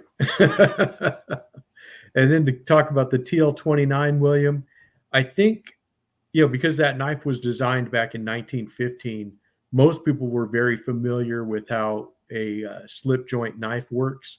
But with the screwdriver being, foldable and then being able to lock in place, I think that was just easier for when you're using it like a screwdriver, or if you're wanting to, strip wires and stuff like that. I think that, it's better if it's a locking tool versus the knife. But that's just my thought on it. Or maybe it was just, how things go to the lowest priced contractor and stuff. Maybe one slip joint was, one slip joint and then one liner lock was the ticket for the price. But, I don't know. Yes, you're right, Zen. Putting a slip joint together is no mean feat. That is for sure. Mm-hmm. Let's see here. Yes, the Gary, the Last Ranger, says he's taken some modern slip joints apart and they were a pain to put back together. They Yeah, are. I've never tried to do that. Thank you, Colton. Somebody has to be in charge around here, so I guess it might as well be me. And Timbo still has the 110 he got for his birthday in 1980. That's excellent. That is so cool that you Nice. still have that one. And his 110 is the old 440C blade. Yeah, nothing wrong with that at all. That's all good stuff there. Let's see. Gizmo says you need to make a tool to insert in the knife that sets the clearance so the Yeah. blades are spaced properly. Yeah, that's. I've seen some guys on YouTube where they've taken old. Well, we used to call them gauges for spark plugs. You don't have to gauge your spark plugs anymore. They all come pre-gauged. But Right. back in the old days, you you had to look up the model number and this and that, and then you had to gap your spark plugs. And so, yeah, I know there's some old spark plug gauges like that guys take a notch out and use as a spacer in there, feeler gauge, in order to get that just right. Yep. Let's see here. And then we got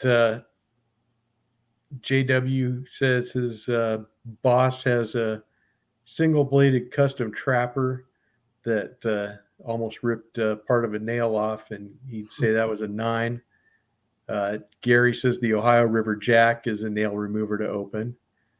Yeah, that's true. Some slip joints are only to open with pliers. Yeah, and then JW had a custom elephant toenail in his case. I'd have to say that as far as slip joints with tough pulls, I would say that this Eyewitness Barlow that I have, and then the Blue Mule elephant or sunfish. That's those knives are the toughest pulls of the ones I have. Let's see. And William says he rates a 10 pull as one that pulls your fingernail out or tries to link you to an adult knife fun site. Yep, that's for sure. The Pena Bronco is a solid 8 for sure. Yeah. Oh, okay. Gizmo says check out Tony Bose's videos to see fixes for tight blades. What you got, Tom? What are you? I forgot my premium Stockman here. Ah. This is a Ridge Runner. Oh, there you go. You talked about needing pliers to open the blades. I forgot about this thing here. I think it's made in Pakistan. Called the Ridge Runner. It's got really nice bone covers on it and everything, and it's not a bad looking blade. But I've tried everything to try to get that pen blade. I think that's a pen blade, pen or sheep's foot blade, whatever that third blade is. You got to have pliers to open it. It's horrible. That's just what they thought. I just thought of that. But other than that, it wasn't a bad looking knife, I didn't think. Yeah, cool. And Zen says if you want an intentional soft pull, check out the 97 GEC. People hated it.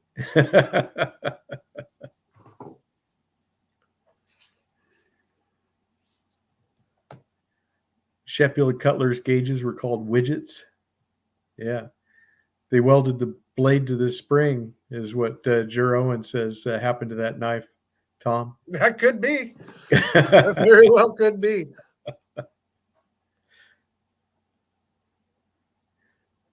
All right. Well, what else have we got? Hey, J.O. Ventures. Yeah, Have a good one.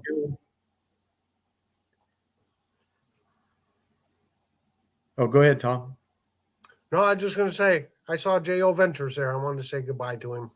Yes. There are a lot of channels on here I recognize and are good friends. I should have been shouting them out all along, I guess. But it's okay. I'll tell you what, I heard you talk a little bit when I was out of the room, I think, and about some of the division here in the knife community. And, before we wrap things up, I want to make sure and get this in that I have made so many great, wonderful friends, by having this YouTube channel and great subscribers and viewers who leave wonderful content. Let's put this all behind us. Let's look forward. Yep. We literally are living in the golden age of cutlery. I mean, look at all the manufacturers, how we can have them delivered to us, how we can shop for them without even leaving our house. We got all kinds of guys out there doing all kinds of different kinds of reviews. They all put their own spin on things. It's just wonderful. So my hat's off to all of you reviewers that have been out there for many years for blazing the pathway for the rest of us. I'm kind of coming up on my 1-year anniversary. So, I'm still a youngin' at this and I'm still trying to learn. But I made a lot of good friends, and there's a lot of young channels, even younger than me, that are really coming on strong. They're doing great work. So thanks, everybody. Yep, I couldn't have said it better myself. Really cool, Tom.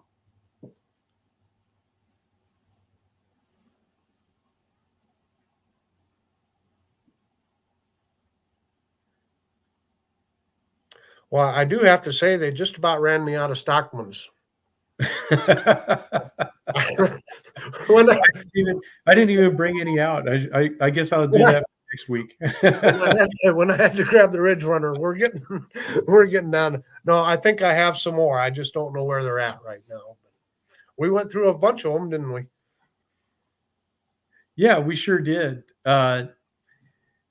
Yeah, I kind of agree with you, Gary. Gary says that he just does it for fun. He's not really a reviewer, and I don't do serious reviews, I guess. But I mean, I like knives. I like to show off knives that I like.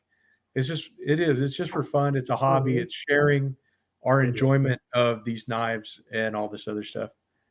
William says that the 3-year anniversary for his knife channel is next month. He'll do some kind of a giveaway. That'll be awesome, William. I like your giveaways. They're really cool. Let's see here. JW says his throwback knives feature on pre-1988 knives. Picked them because Gerber got bought out then, as well as collectible and unusual pattern modern traditionals. Starts in about 2 days. Okay, we'll keep an eye out for that. Let's see here. Timbo wants to know what's everyone's favorite pattern. Let's see here. I would have to say that, and I like all kinds of knives, but definitely I'm going to go with the good old traditional trapper. This one is from Roper. This is the Laredo Stag.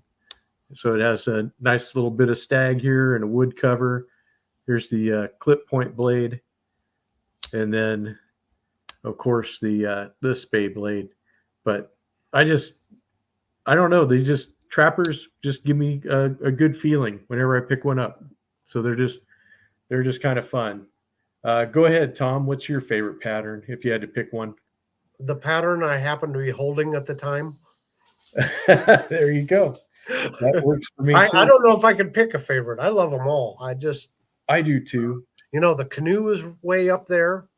Yes. Now that I've got a Copperhead, I mean, that's a fantastic pattern. Yeah, it's just, but again, it's hard for me to just say one. I love them all. Yeah, exactly. And there's so many, the Copperhead, the canoe, Stockman's. I like the modern folders. I mean, you can see everything on my channel and on yours too, because we like everything. Mm-hmm. Yeah, lockback hunters for LTC, sow bellies for KJ. Mm-hmm. Jeroen likes the sunfish or the canoe. Yeah, sodbusters. I love sodbusters, Timbo. Yeah, it's so hard just to pick one. Uh, so yeah, any of them. Picking a favorite's impossible for William, although I'd say large Bowie knives, definitely. Well, I got a question. I see canoe kind of popping up here a little bit, and I like canoes. Yeah, Does anybody have a gunboat? I don't have a gunboat, and I was thinking about this the other day. I need to find a gunboat pattern. I don't have one. I know William does. And William has showed his gunboat before. Mm-hmm.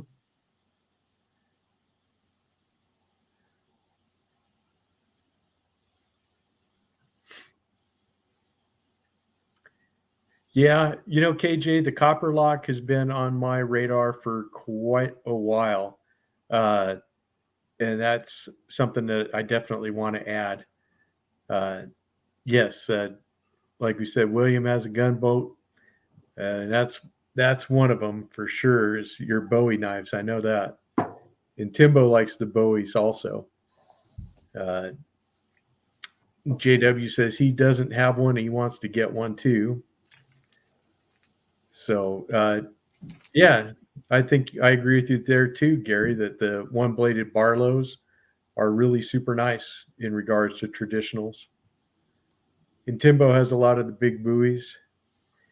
Yeah, KJ, we're there with you because we just love knives. It doesn't really matter. Andrew has a couple of submarines. Nice. Would that be a dive knife, or is that someplace you store your knives?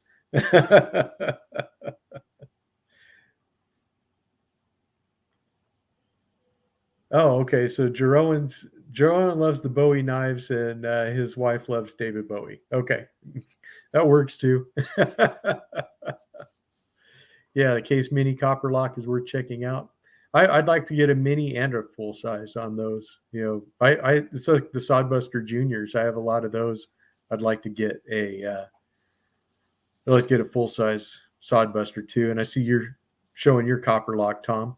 Yep, this is one of the mini copper locks. Yep, white synthetic covers. Yep.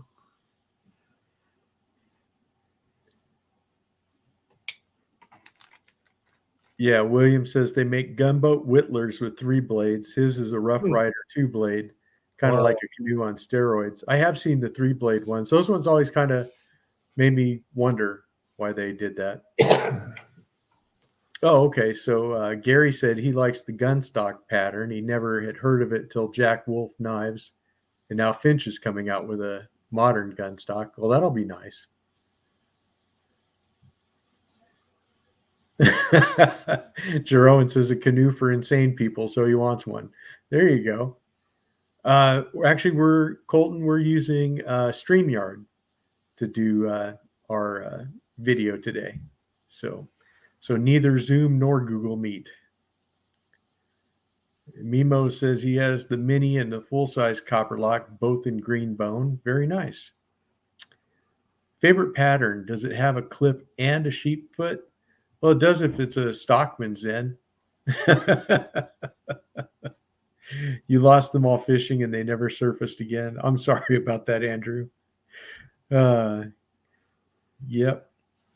So let's see here. KJ says that knife right there kind of looks like the copper lock. The one he's holding up right now has the resemblance of it. Just put a Warncliffe on it.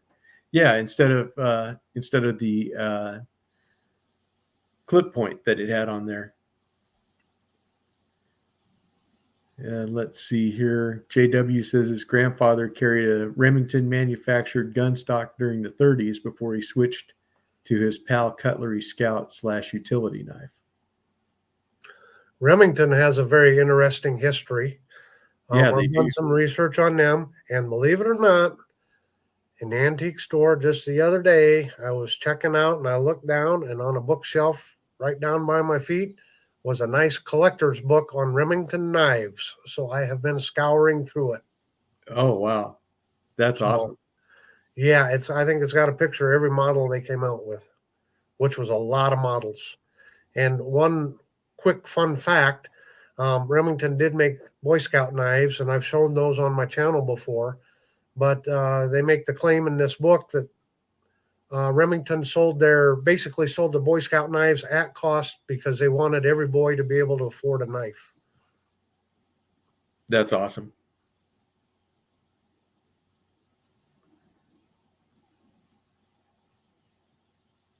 Colton says he's currently holding a backlock that goes from the pit of his elbow to the tip of his middle finger when open.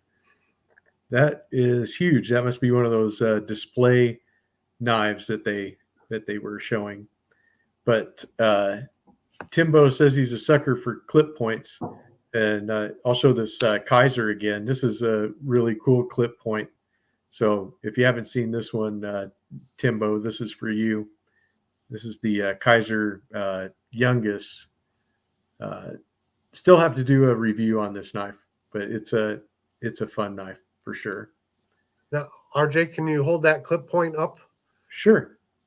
I just was going to ask if anyone knows how the blade got named clip point, where it got its name from. So this is the final Jeopardy question. I don't know how much everyone put down. No, I watched a video from a museum curator that had a Bowie knife collection. I mean, huge, from back in the 1830s and 40s. And he claimed that clip point got its name because it mimicked the image of the old clipper ships when they were out to sea. Huh. So do you see a clipper ship in that? No, I don't know. I'm not that. I mean, I remember seeing pictures of clipper ships way back in the day, but I don't see take it. a look at a clipper ship and then take a look at your blade. I will. And use your imagination a little bit, and I can kind of see where it came from. So, wow. Well, there you go. Now we all have a homework assignment. Well, I always try to preface this when I'm giving history, especially on something like that. That's what I heard. That's what this guy says. You know, there's always myths and half truths and everything else. So do your own homework. That's it. Well, that's for fun. Let's see here. Timbo says he has the giant mouse Ace Jutland coming. Saw the nice clip point and boom, his wallet became much lighter. That is a fact. And JW said he was told it was because the blade was clipped off. And that's kind of what I had heard too. I have the petrified fish in the other room. I decided to show a different clip point this time, Gary. Let's see here. And get informed by the community. Absolutely, Jeroen. KJ says, have you ever seen the pocket knife with the lock release on the butt of the knife? I've got a Japanese knife that does that, an old one. I think I don't really have anything that goes way, way back towards the butt end, but it could be. I haven't seen one. Yes, I agree, Mimo. The Victor has one of the best clip points on any folding blade. Absolutely. Yeah. Timbo has the Victory also. Yeah, that's just such a good knife. Sorry, Tom, I didn't mean to cut you off. No, I was just agreeing with you. That's all. Oh, okay.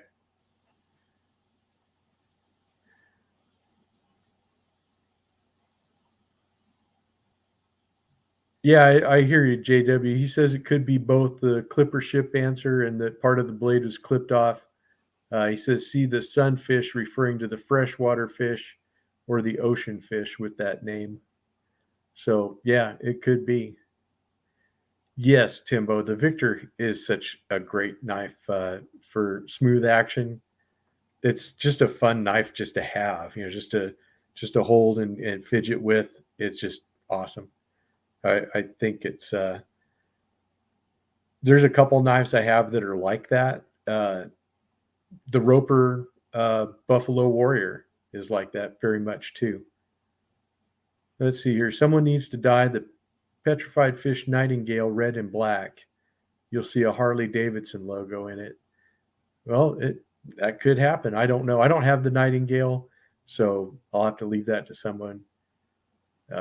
Yeah, this is what Google says, but who knows? I don't know, William. It is what it is. Well, we've been going for about 2 hours. You guys want to keep on going, or you want to end this? What do you guys think? Let's see what the consensus is in the chat. You fidgeted a slip joint in your finger while sharpening. Don't recommend. Very good, Jeroen. Sage advice. Yeah, William says, why is it called a clip point? This cutout area can be straight or curved. It is referred to as the clip, which is how this shape got its name. Clip point knives look as if they are part of the knife. From the spine to the point has literally been clipped off. Yeah, it's kind of what I thought too. And there's all kinds of different shapes. So I mean, like here's the buck 110, which is a much I guess shallower clip than the Kaiser. This one has much more of a pronounced cut or clip in it. But then when you call like on a trapper, that this is a clip point, and it's kind of more just going from the spine and then just down. It doesn't really look like it's missing anything. It just unless you call if you were to go from a straight line, but it doesn't look as clipped as something else. So I mean, yeah, they're kind of all over the place. That's kind of how history goes, because it could have been because of the clipper ship, and then you fast forward 50 or 60 years and that got lost, and so somebody says, well, look, it's been clipped out here, and then so people start saying, well, it's called that because it's been clipped out. So it could be both right, they could both be wrong. The truth could be somewhere in the middle, who knows. So I know with a lot of Navy history and Navy lore, you have to be very careful, because you hear the origin of why is there 13 buttons on the front flap of the crackerjack pants. You can get different versions of why there's 13 buttons. So you just never know. You got to verify your own and come to your own conclusion. Yep. And there you go. Zen says, leave it to a sailor to go repeating stories about clipper ships. And that's because you served on them, right, Tom? That's what they were saying earlier. No, but I can honestly say I was an Iron Man on a wooden ship, though. I served on minesweepers. So, yeah, I was on a wooden ship. There you go. Very good. Yep. I love good stories too, Zen. And Colton's got a logic problem of all switchblades are knives, but not all knives are automatic, or switchblades for that matter. That's for sure. JW is reminding us about Turkish clips and California clips and people saying they mean the same thing or in fact opposite things. Yeah, you're right. Gary likes clips that slightly taper up. KJ says, my wife gets mad at me because I've fallen asleep with knives open in my hands so many times. Well, I guess it's better than falling asleep with a cigarette in your mouth, I guess, but both of them can lead to bad situations. Gizmo says he's watching knife videos. You see some strange opinions people have. Books written on knives have too. Never take anything as correct. 13 holes in saltine crackers. Well, you must have had time to sit there and count that too. Yeah. I didn't know that. I'm going to have to go grab a saltine now. There's 13 holes in my Crocs. So yeah, you don't want to sweep magnetic mines on a steel ship. That is right, Jeroen. I don't want to know who had to figure that out first, but it wasn't good. 13 buttons introduce I can't even say that word, but I know it means the fear of the number 13 or all that other stuff. Yes, exactly, Zen. Me too, but the opposite. That's right. And I don't know what JW's word there, sesquipedalian. I don't know what that is. Probably something about 150 or something like that. I don't know. Who hasn't fallen asleep with an open knife? I thought everyone did that. Well, at least one time. That's for sure, Christoph. Yep, you're right, William. I'm not even going to read that one. You guys can read that for yourself.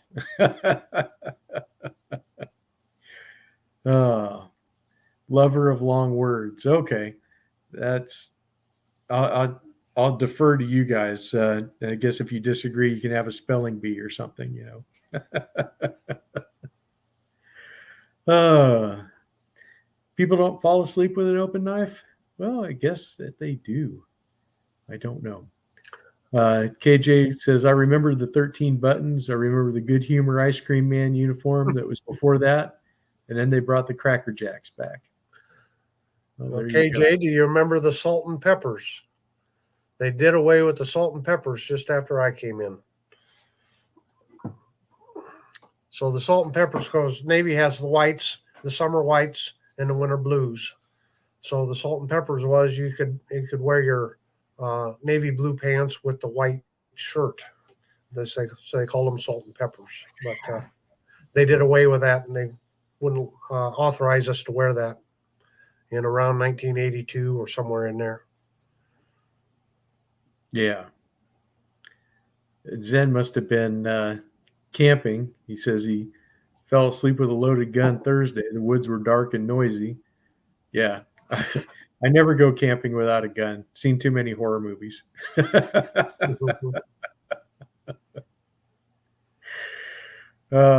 Yes, Colton. I'm not even going to try to pronounce that, but that is funny. Having a fear of long words. I don't fear them. Only if I have to. Only if I had to spell them, I guess. So that's pretty funny.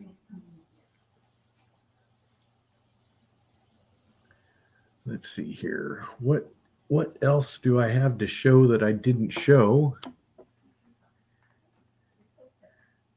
Yeah, William says he's done that before and he wasn't camping. Yeah, I hear you. And yeah, Gary, he never leaves the house without a gun. Nowadays, I'll tell you what, it's getting crazy out there. That is for sure. But I do have my little Fang here, the Reich Fang, which is just a really fun, I guess, kind of a what would you say, leaf shaped blade, or just a you know kind of a spear point in a way. Really a very comfortable handle. I really like how they did the black and blue G10 on that. This is just a great knife. This is the P105, so definitely a fun. Let's see here. JW doesn't carry a gun when he goes to the mailbox. Yeah, I guess if it's a PO box, you can't. You're not supposed to carry in the post office. That's for sure, because they have the signs everywhere when you see them at the post office. But yeah, this is a great one. Yeah, I did a review on this one right around Father's Day because they had this was a really nice knife, and it came with a little combo tool and stuff. I thought it was pretty nice to as a Father's Day gift. It would make a great gift. RJ, do you know what the handle cover material is on that knife? Yeah, it's a G10. That's a G10. Okay. Yeah, carved G10. It's got some nice little divots that are in it. That makes it really super comfortable. That does really look. That very does look good nice. looking. Yeah, it's a very good looking knife. That's for sure. Yeah. So yeah, and these are not expensive either. Nice little liner lock. Yeah, they did this one right. They really did. This is a good knife. Okay. Yep. Let's see here. Anything going on here? Zen was surrounded one night camping on a riverbank with raccoons, and that changed you. Yeah, those little five finger bandits are you gotta watch out for them. That's for sure. Let's see here. William says it's legal to carry concealed in Texas. Better to have it and not need it than the other way around. Absolutely. Oh, and JW says in Indiana also. And let's see here. What's your favorite genre of music? I can't pick one. I'm sure you guys would think you that I was insane if you could ever look at my Spotify liked songs. So KJ did wear the salt and peppers, Tom. Yep, I see that. Yeah. So yeah, it's as far as favorite genre of music, you know, there's all kinds of stuff. I mean, it's just everything from the old classics to the new stuff. I like just about everything. Although I think music has really kind of gone downhill since about 2010 or so. But I guess that's the old man in me coming out.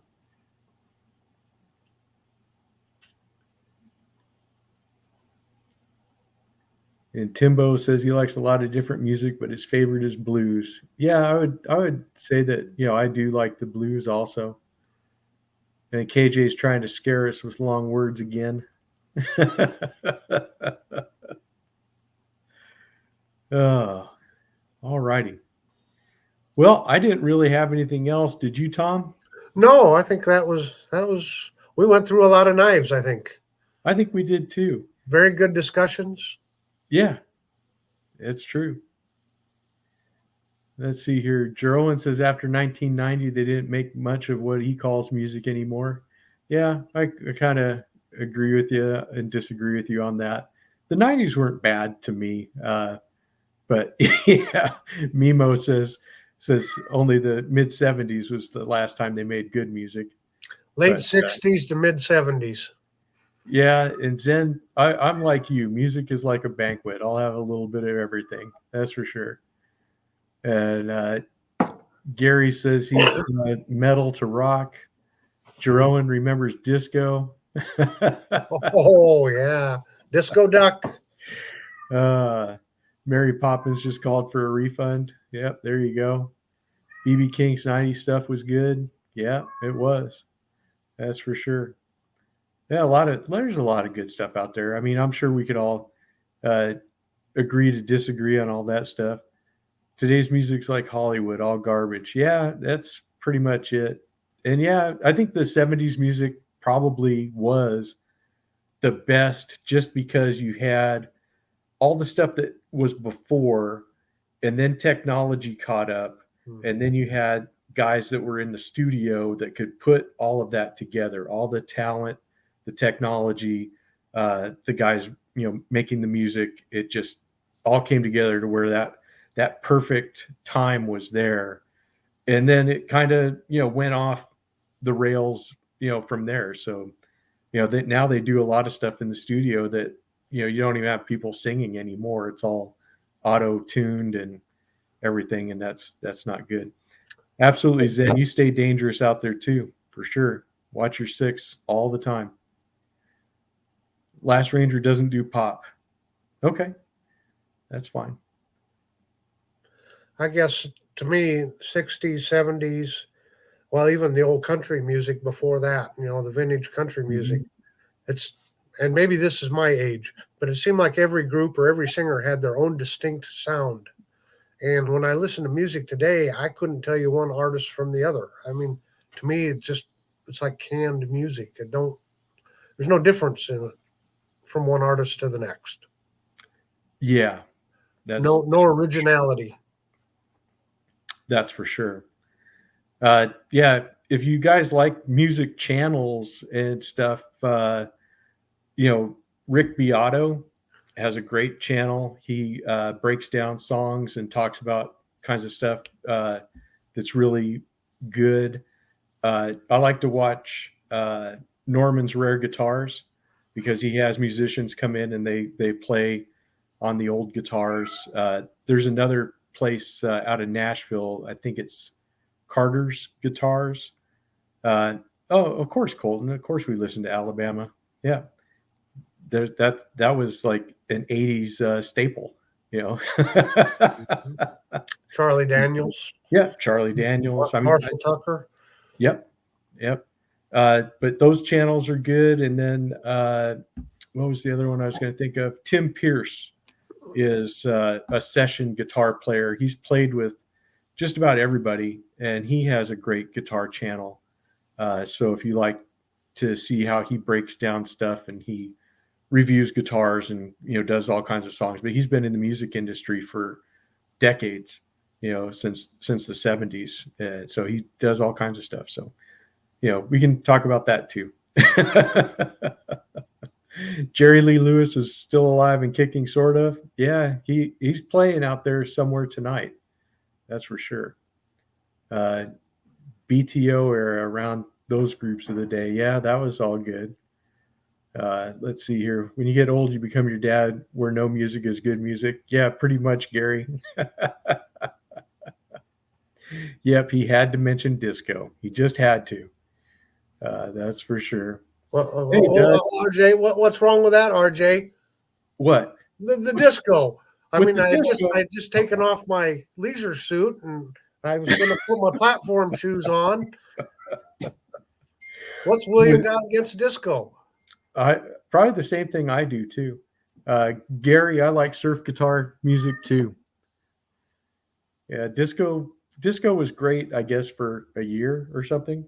I mean, I'm sure it's probably what got Tom to join the Navy when he saw all those guys, singing from the Village People. Yeah, in the Navy. There you go. The only thing you won't hear anybody from my time period admit to is disco. Yeah, pretty much, KJ. That's it. And James O'Malley likes Ernest T. Yep, moonballs and flashing lights. That's for sure, William. That was there.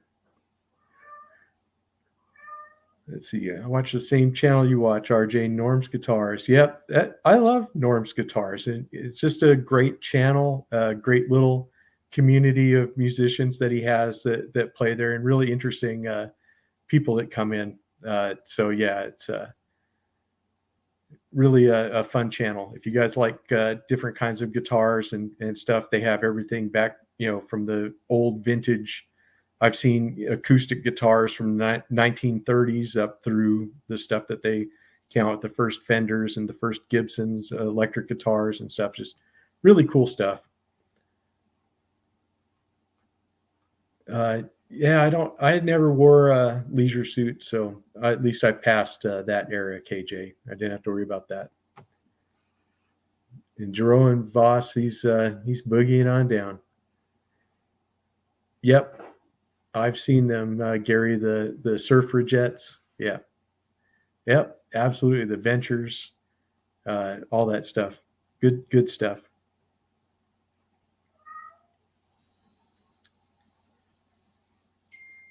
You always think of the movie Airplane when you think of disco. Yeah, that movie, a lot of those movies that were like that, you just watch them now, and they were great, like time capsules of that time. But then you don't know if they could even make something like that again today. So. Oh yeah, good, Gary. Yeah, throw up Norm's rare guitars too. Boxcar Willie and Tiny Tim. There you go. Throw Sailor Steve in there too. Let's see here. There you go. Colton has got the roll-on 18-wheeler going. There you go. And then the Jordanaires for Jeroen. Yeah, we've kind of gone off the rails from knife content.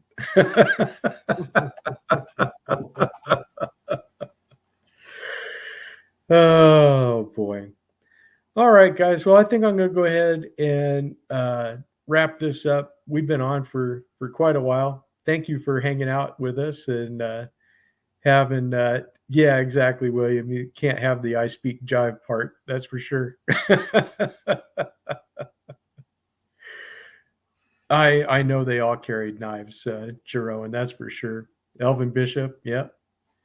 You subscribed to Norman's Rare Guitars before because you have a guitar in your hand as much as you have a knife in your hand. Right on, KJ. Yeah, I wish we were closer together because I could use lessons. That's for sure. Let's see here. Amazed no one has done a cover band for the Rolling Stones called the Sharpening Stones for knifey musicians. That would be good. That absolutely would be good. Yep.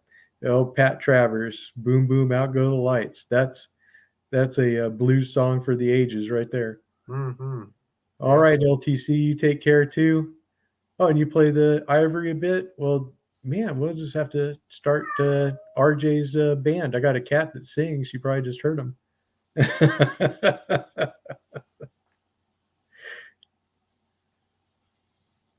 Yeah, you're right, JW. Some older country songs mention knives as much as firearms. Yeah, and drums too. Let's start a band for sure. Fun is fun. Thank you for a fun talk. Thank you, Gizmo, for being here. Let's see here. KJ says he's watched guitar reviews for years and they have much the same arguments as the knife reviews have, like country made and parts and stuff like that. Yeah, that's for sure. They do. But hey, that's just how music is made nowadays, or the best way to record it or something, laying down tracks and putting it all together. But hey, James, thanks for stopping by. You have a great day also. So yeah, we'll go ahead and we'll end this live stream here, and I will see you guys in the next videos. Got some more stuff coming on. Yeah, we can call ourselves the B Sharps. Yeah, that's for sure. It's a great knife band name, Mimo. That's for sure.